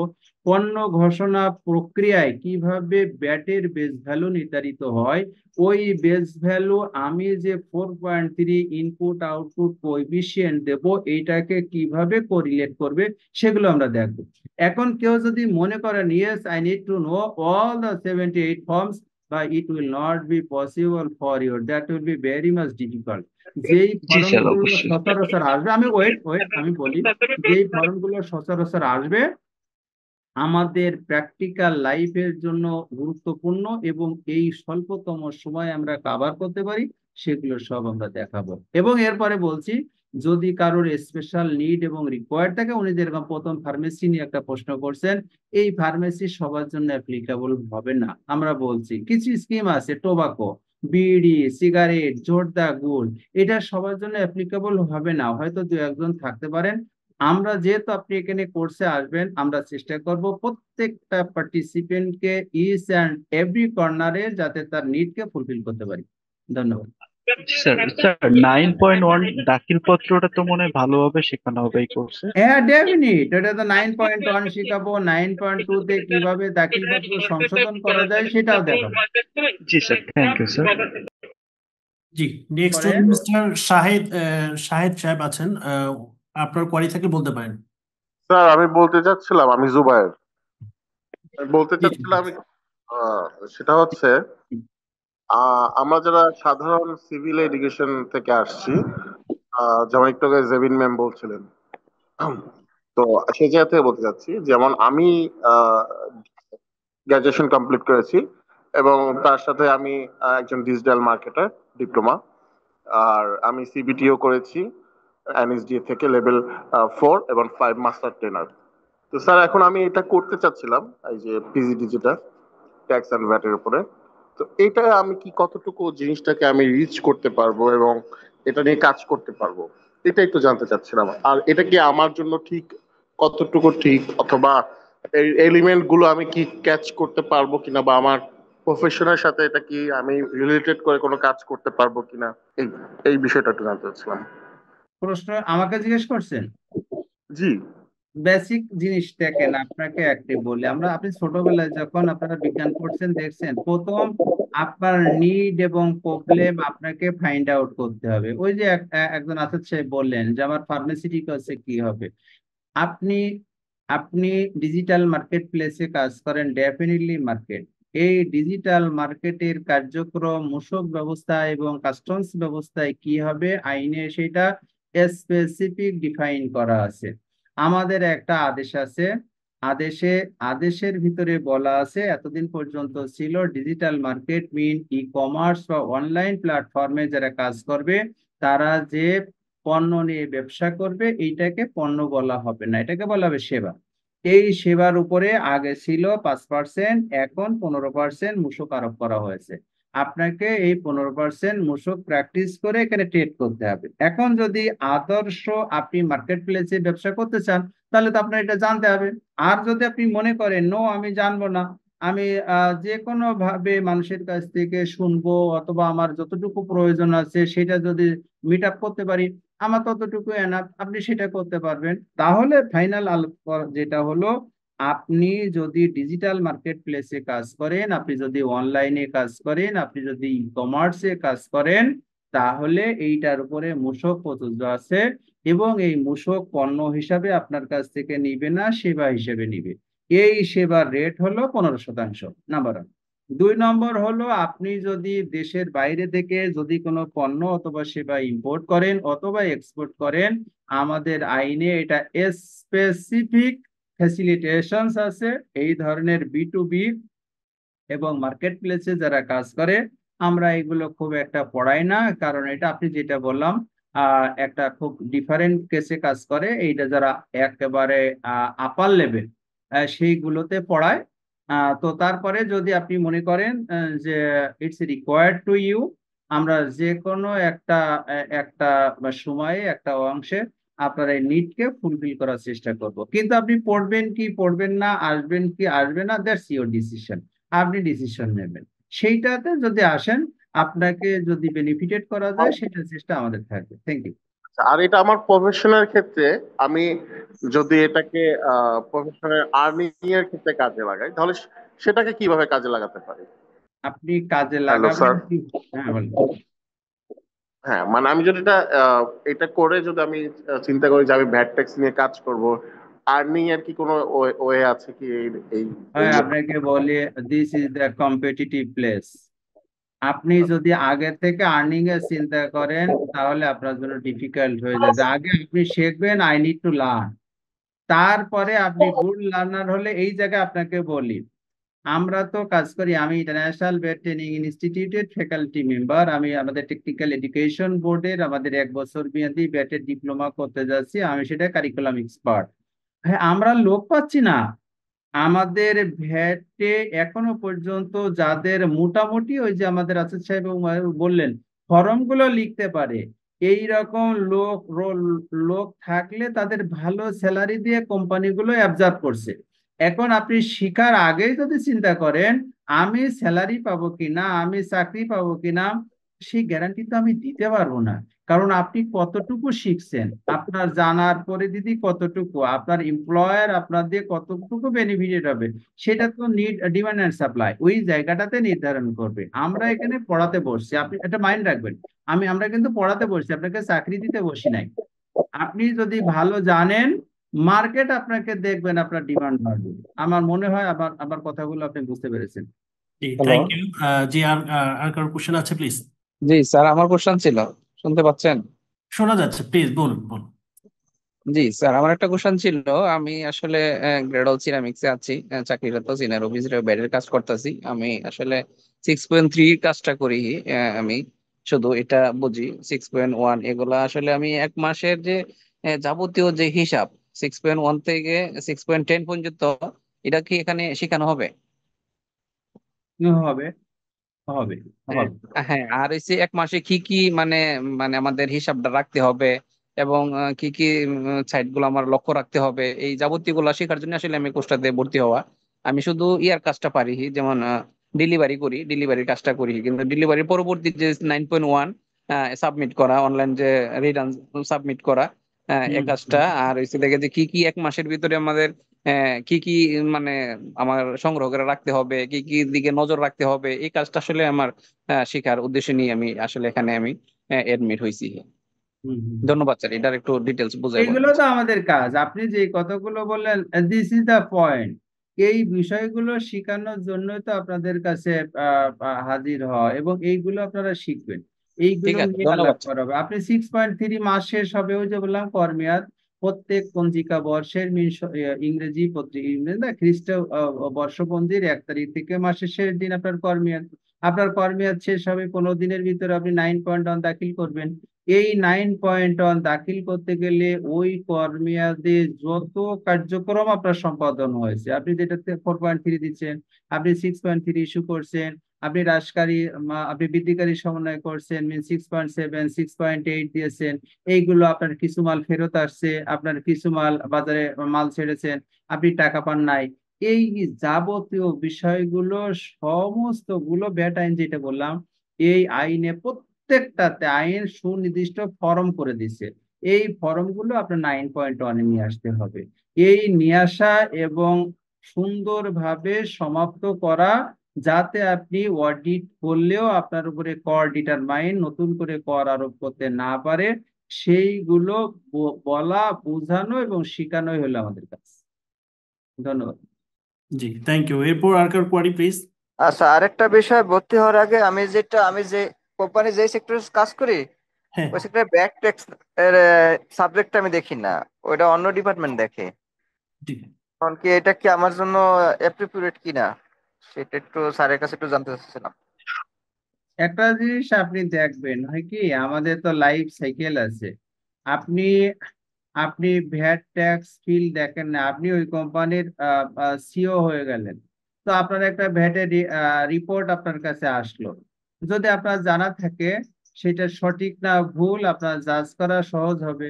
যদি আপনার না হয়, আপনার অধস্তন জুনিয়র কলিগদের কাছ থেকে সেটা জেনে নেওয়া লাগবে।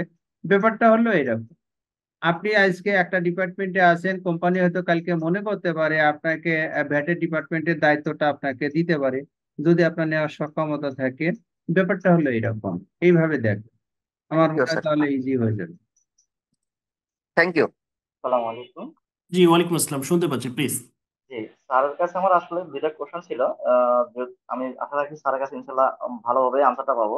দুইটা কোশ্চেন হলো, স্যার, বিশেষ করে আরএনজি সেক্টরে যেগুলো বন্ডেড ওয়্যার হাউসের আন্ডারে অন্তর্ভুক্ত, লাইসেন্স করা, ওইসব কোম্পানিগুলো এসআরও 188 আইন 2019 মূসক 45 অনুসারে ওরা যোগানদার হিসাবে, মানে ওই চার্টে তিনটা সেগমেন্টে ওরা সুবিধা পাচ্ছে। ওইখানে যোগানদার থেকেও ওরা সুবিধা পাচ্ছে কোম্পানির র মেটেরিয়ালস যেগুলো আসলে ইউজ করে ওই ধরনের প্রোডাক্ট। এখন আমাদের ভ্যাটের ভাষায় একটা কথা ছিল, উৎপাদনকারী ব্যতীত যাবতীয় যতগুলো মানে কোম্পানি আছে যারা উৎসেকর্তনকারীকে গুডস বা সার্ভিস প্রোভাইড করে, সবাই যোগানদার। এখন ওই ক্ষেত্রে আসলে অনেক ক্ষেত্রে আসলে যোগানদারকে ওদের কাছ থেকে যখন আমরা 0% মূসক আশা করি বা এক্সামটেড মূসক আশা করি, অনেক সময় ওরা আসলে আমাদেরকে ওই রকম ডিনাই করে, আসলে ওরা আমাদেরকে ওই রকম সহযোগিতা করে না। আসলে এই ক্ষেত্রে আমরা কিভাবে এই ধরনের থেকে সমস্যা থেকে মুক্তি পেতে পারি? আর একটা কোশ্চেন হলো, স্যার, আমাদের যে আগে উৎসকর্তনকারী সত্তা ছিল আমাদের 5টা, এখন বর্তমান আইনে 10 কোটি যারা টার্নওভার আছে ওরা এখন উৎসকর্তন করতে পারে। কিন্তু কিছু কিছু এসআরও দিয়ে আমাদের যে কোম্পানি বিভিন্ন ট্রেডার্স বা দোকানদারদের জন্য স্পেশাল এক্সামটেড আছে, ওরা যদি উৎসকর্তনকারী কোন সত্তাকে যদি ওই ধরনের পণ্য ওরা প্রোভাইড করে, তাহলে তো ওইখানে বিধিয়ান আছে যে ওরা ভ্যাট আসলে ডিডাক্ট করবে। এই দুইটা আসলে কোশ্চেন স্যার একটু আনসার করলে উপকৃত হতাম স্যার। 1 নম্বর, উনি খুব ভালো ডিপে প্রশ্ন করছেন, সেটা হলো যোগানদার এবং BDS mean bad deduction on source, এইটা আইনে সুস্পষ্ট করে দুটো সংজ্ঞা দেওয়া আছে, যোগানদার কি হবে আর উৎসেকর্তন কি করবে। প্রথম আমরা একটা কথা বলি, যোগানদার হলো সেই ব্যক্তি যার কোনো নির্দিষ্ট বিজনেস প্লেস নাই, সে বিভিন্ন জায়গা থেকে পণ্য কেনে, সে কোটেশন, সে টেন্ডার, সে অর্ডার, এইগুলোর বিনিময়ে সে সেগুলো বিক্রি করে। এই রকম যদি কেউ কাজ করে, তাকে আইনের ভাষায় ব্যবসায়ী বলা হয় না, তাকে বলা হয় যোগানদার বা প্রকিউরমেন্ট প্রোভাইডার। এই প্রকিউরমেন্ট প্রোভাইডার যদি উৎসেকর্তনকারীর কাছে কোনো পণ্য বা সেবা সরবরাহ করে, যদি ভিন্নতর কিছু বলা না থাকে, এই জন্য বললাম সেটা আমরা পরে আলাপ করব, তাহলে তাকে স্টেট উৎসেকর্তনকারী সত্তা 10% কেটে নিবে। এটা হলো আইনের বিধান। কিন্তু কথা হলো যে আমি প্রথম যে শব্দগুলো বলছিলাম, প্রথম তফসিলে অব্যাহতিপ্রাপ্ত কোনো পণ্য যদি যায়, আপনি নিবেন না, উৎসেকর্তনকারী সত্তা এখানে নিবে না, নাম্বার 1। নাম্বার 2 হলো, আইনে আরেকটা ভাষা আছে, উৎপাদনকারী এবং ব্যবসায়ী। উৎপাদনকারী হলো যে যার একটা ফ্যাক্টরি আছে, এই আইনে সে উপকরণ, একাধিক উপকরণ দিয়ে অথবা একই উপকরণ দিয়ে ভিন্ন ভিন্ন ফিনিশড প্রোডাক্ট তৈরি করে। এই উৎপাদনকারী যদি 6.3 ইস্যু করে, প্রপারলি 6.3 ইস্যু করে যদি কোনো পণ্য বা সেবা সরবরাহ করে, তাহলে সেখান থেকে উৎসে কর্তন করা যাবে না, করা লাগবে না। দ্বিতীয় নম্বর হলো, যদি কোনো ব্যবসায়ী এই রকম কোনো পণ্য সরবরাহ করে সেইটার সাথে 15% কর নেই, পরিশোধ করে, মাইন্ডে রাখতে হবে। যদি ব্যবসায়ী হলো কি, যার একটা ট্রেড লাইসেন্স আছে, যার একটা নির্দিষ্ট ব্যবসায়িক প্লেস আছে, সেই জায়গায় সে পণ্য আনে, রাখে এবং বিক্রি করে, সে হলো ব্যবসায়ী। আইনের 3য় তফসিলের 3য় অনুচ্ছেদে ব্যবসায়ীর সংজ্ঞা দেওয়া আছে, ঠিক এই বাক্যগুলো সেখানে লেখা আছে। এইটা যদি হয়, সে যদি সরবরাহ করে এবং সে যদি 15%, আমাদের আদর্শ হার হলো কর মিন আমরা এখানে বলছি ভ্যাট যদি আদর্শ হারে 15% দিয়ে যদি সে 6.3 ইস্যু করে, যারা নতুন আছেন তাদের জন্য বলি 6.3 মিন কর চালান মিন মূসক কর চালান। আমরা যখন প্র্যাকটিক্যালি দেখাবো তখন আপনারা অনেকের নতুন নতুন বিষয়গুলো এখানে বুঝতে পারবেন এবং দেখতে পারবেন। যদি করে এবং তার যদি কর, ওই ব্যবসায়ীর যদি কর সম্মাননা পত্র থাকে, অথবা এটা না থাকলে যদি কর প্রত্যয়ন পত্র থাকে ভ্যাট অফিস থেকে ইস্যু করা, তাহলে কেবল উৎসে মূসক কর্তন করা লাগবে না। এই ছাড়া অন্য সকল ক্ষেত্রে ইভিন এছাড়াও দিয়ে যদি কোনো অব্যাহতি থাকে, সেক্ষেত্রেও যারা উৎসে কর্তনকারী সত্তা আছে তারা উৎসে কর্তন তাদেরকে করতে হবে। এই উৎসে কর্তনে এতদিন পর্যন্ত বিধান ছিল ট্রেজারি চালান দিয়ে সরাসরি সরকারি কোষাগারে এই টাকাটা জমা করতে হবে। এই বাজেটে একটা নতুন ফ্যাসিলিটেশন করছে, যারা উৎসে কর্তনকারী সত্তা তাদের জন্যই ট্রেজারি দেওয়া লাগবে না। তারা ওই যে এখন আসেন বৃদ্ধিকারী সমন্বয়, আমরা আইনে বৃদ্ধিকারী সমন্বয় কি, সমন্বয়ের কথা আমরা আগেই বলছি, এই বৃদ্ধিকারী সমন্বয় সে করতে পারবে। এটা একটা প্রশ্নের উত্তর গেল। উনি আরেকটা প্রশ্ন বলছেন, ভিডিএস উৎসে কর্তনকারী সত্তা কে? এটা একটা বড় প্রশ্ন, এটা নিয়ে আমরা আলাপ যদিও সংক্ষেপে একটু বলি। সেটা হলো, উৎসে কর্তনকারী সত্তা হলো যে কোনো সরকারি অফিস, মিন সরকার। উৎসে কর্তনকারী হলো সরকার, সরকারের মন্ত্রণালয়, দপ্তর, অধিদপ্তর, বিভাগ, স্থানীয় সরকার মিন একেবারে জেলা পরিষদ থেকে শুরু করে ইউনিয়ন পরিষদ পর্যন্ত প্রত্যেকটা ইনস্টিটিউট সরকারি সত্তা হলো উৎসে কর্তনকারী সত্তা। এরপরে হলো যে আমাদের এনজিও বিষয়ক ব্যুরো এবং সমাজসেবা অধিদপ্তর থেকে অনুমোদন প্রাপ্ত যে কোনো বেসরকারি প্রতিষ্ঠান, এরা উৎসে কর্তনকারী সত্তা। মাধ্যমিক বা তদূর্ধ্ব শিক্ষা প্রতিষ্ঠান, এরা উৎসে কর্তনকারী সত্তা। হাসপাতাল, এরা উৎসে কর্তনকারী সত্তা। এখন ব্যাংক, ফাইন্যান্সিয়াল ইনস্টিটিউট, বীমা কোম্পানি, এরা উৎসে কর্তনকারী সত্তা। সকল লিমিটেড কোম্পানি উৎসে কর্তনকারী সত্তা। এরা কি করবে? এরা উৎসে কর্তন করবে ওই যেটা বললাম, যদি ফার্স্ট শিডিউলে অব্যাহতি প্রাপ্ত কোনো পণ্য বা সেবা না দেয়, আর যদি 15% দিয়ে উৎপাদনকারী না দেয়, ব্যবসায়ের জন্য যে কথাগুলো বললাম সেটা যদি পরিপালন না করে, অবশ্যই উৎসে কর্তন করতে হবে। যুগান্তর হলে অবশ্যই করতে হবে, মাপ নাই। যুগান্তরের ক্ষেত্রে কোনো মাপ নাই, ছাড় নাই, এটা করা লাগবে। এরপরে উনি যেটা বলছেন, গত বছর যেটা বলা হয়েছে, জন্য প্রোপাইটারশিপ কোম্পানি যার টার্ন ওভার 10 কোটি টাকার বেশি, প্রোপাইটারশিপ কোম্পানি যার টার্ন ওভার 10 কোটি টাকার বেশি গত বছর থেকে, সে উৎসে কর্তনকারী সত্তা। তার কাছে যদি এইভাবে কোনো পণ্য বা সেবা সরবরাহ করা হয়, তাকে উৎসে কর্তন করতে হবে। এই উৎসে কর্তন করার জন্য একটা বিধিমালা আছে, এই বিধিমালা নিয়ে আমরা আলাপ করব, এটা নিয়ে কথাবার্তা হবে ইনশাল্লাহ। আপনাকে ধন্যবাদ। অসংখ্য ধন্যবাদ স্যার। প্লিজ তো আপনারা যারা আছেন, আমাদের কারিকুলাম নিয়ে কোনো কোশ্চেন আছে কিনা, আমাদের কোর্স ডিউরেশন নিয়ে বা টাইমিং নিয়ে বা কোর্স ফি নিয়ে, যদি কোনো কারো কোয়ারি থাকে আপনারা করতে পারেন প্লিজ। আসসালামু আলাইকুম। জি, ওয়ালাইকুম আসসালাম। প্লিজ। একটা ব্যাপার একটু জানতে চাচ্ছি, সেটা হলো আমি একটা কোম্পানিতে আছি সিনিয়র এক্সিকিউটিভ হিসাবে, অ্যাকাউন্টস অ্যান্ড ফিনান্স ডিপার্টমেন্টে। তো মানে আমি বুঝতে পারতেছি না যে এই কোর্সটা কি অ্যাডভান্স লেভেলে হবে কিনা। মানে যদি অ্যাডভান্স লেভেলে হয় তাহলে তো এজ এ বিগিনার হিসাবে আমি এখানে মানে হয়তো সবকিছু বুঝবো না, এরকম একটু ইস্যু। আর আমি আপনাদের ইনবক্সে মেসেজ দিছি মানে কোর্সের ডিটেলসটা সম্বন্ধে, মানে কত মাস কত টাকা ফি, এটার জন্য আর কি। Sure sure sure. স্যার যদি একটু কোশ্চেন অ্যান্সারটা দিতেন আমাদের আমি কোর্স হ্যাঁ আমি আপনি অন্যগুলোর সম্পর্কে বলবেন। দেখেন এত সময় পর্যন্ত এই ক্লাস আমরা কিছু কথা বলছি, এই কোর্সগুলোর কিছু ডিফিকাল্টিস থাকে, কিছু পার্টিসিপেন্ট থাকে তারা ভালো বুঝেন। যেরকম ধরেন এত সময় পর্যন্ত আমি উৎস কর্তন সম্পর্কে কথা বললাম, আমার মনে হয় এখানে 98% 97% পার্টিসিপেন্ট এটা বুঝেন নাই। কারণ হলো এটা অ্যাডভান্স লেভেলের কিছু কথাবার্তায় আছে, আর কিছু আছেন এলিমেন্টারি লেভেলের নাম্বার সবচেয়ে বেশি আমার যেটা মনে হলো। আর প্রাইমারিতে যা আছেন মোটামুটি এলিমেন্টারি আর প্রাইমারি, আর উপরের লেভেলে যেটা আছেন সেটার সংখ্যা খুব কম।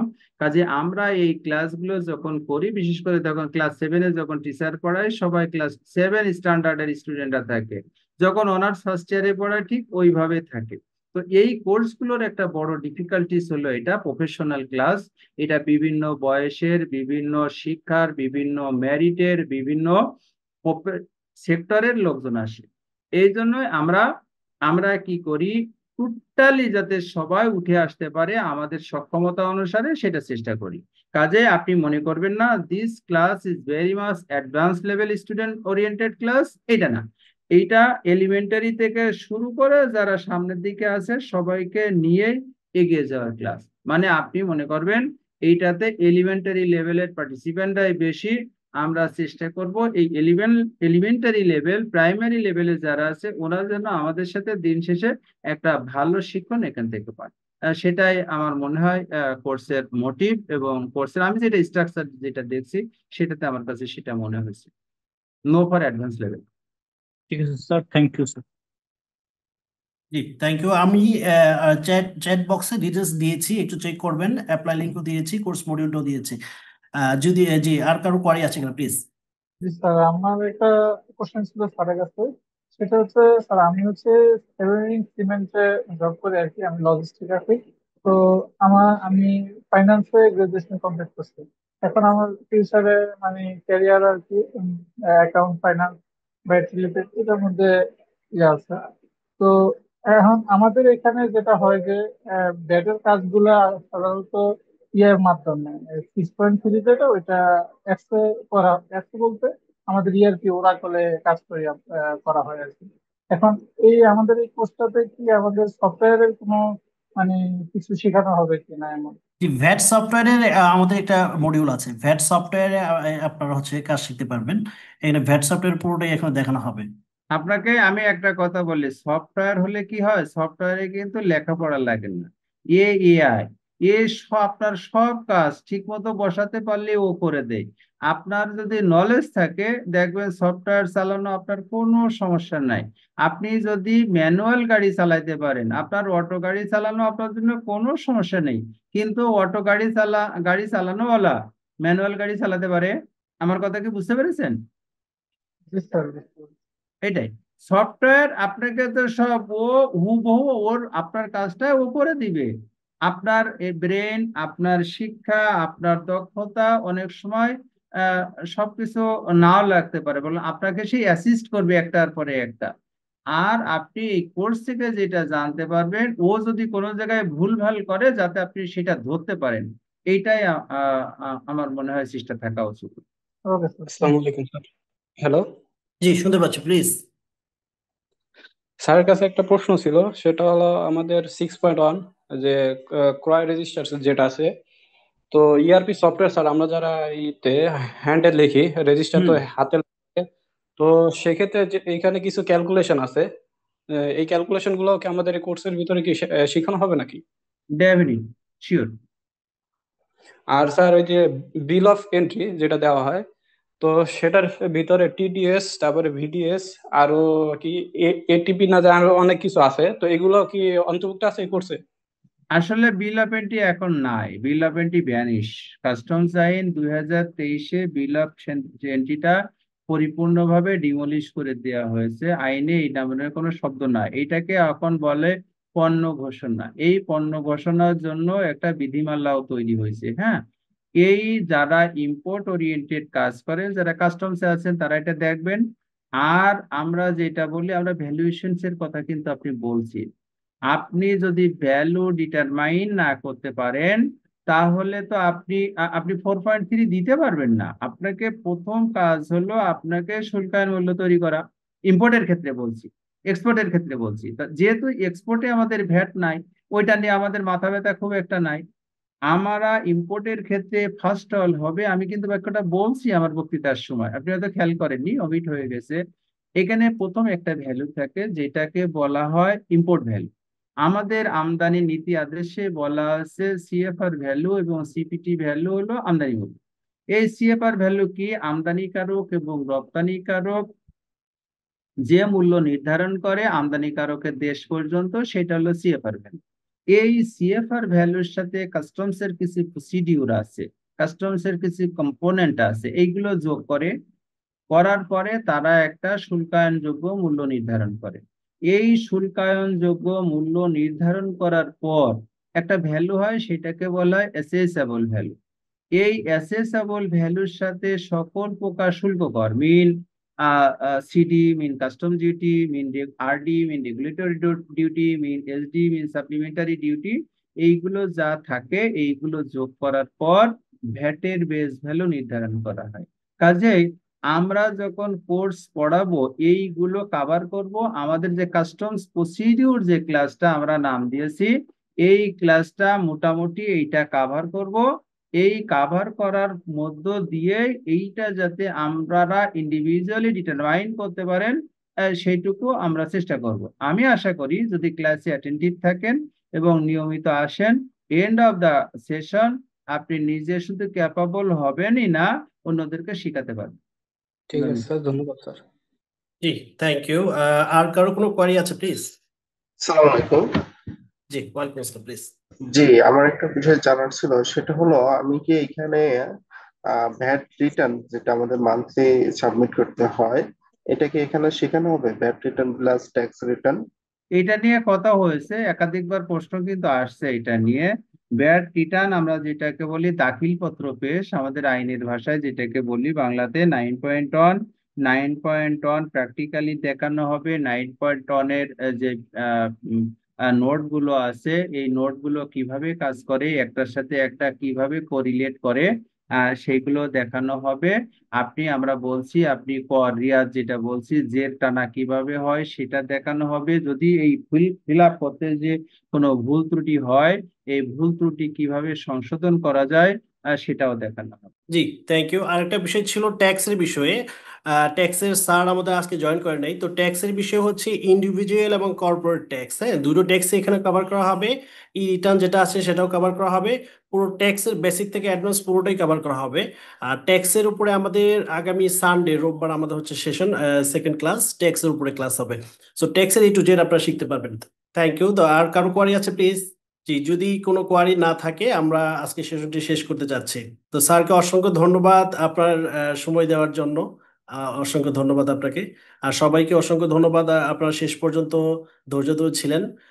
তবে ইনশাল্লাহ আপনারা যারা জয়েন করবেন, আমাদের এই জার্নিটা অনেক ভালো হবে। আমাদের কোর্স মডিউল পুরোপুরি কভার করেছে আজকে। শুধু ট্যাক্সের বিষয়টা বাকি ছিল। ট্যাক্সের বিষয়টা আগামী সানডে ইনশাল্লাহ আমাদের স্যার জয়েন করবেন, ক্লাস নেবেন। তো ইনশাল্লাহ সবাইকে অসংখ্য ধন্যবাদ। সবাইকে আসসালামু আলাইকুম। ওয়ালাইকুম আসসালাম।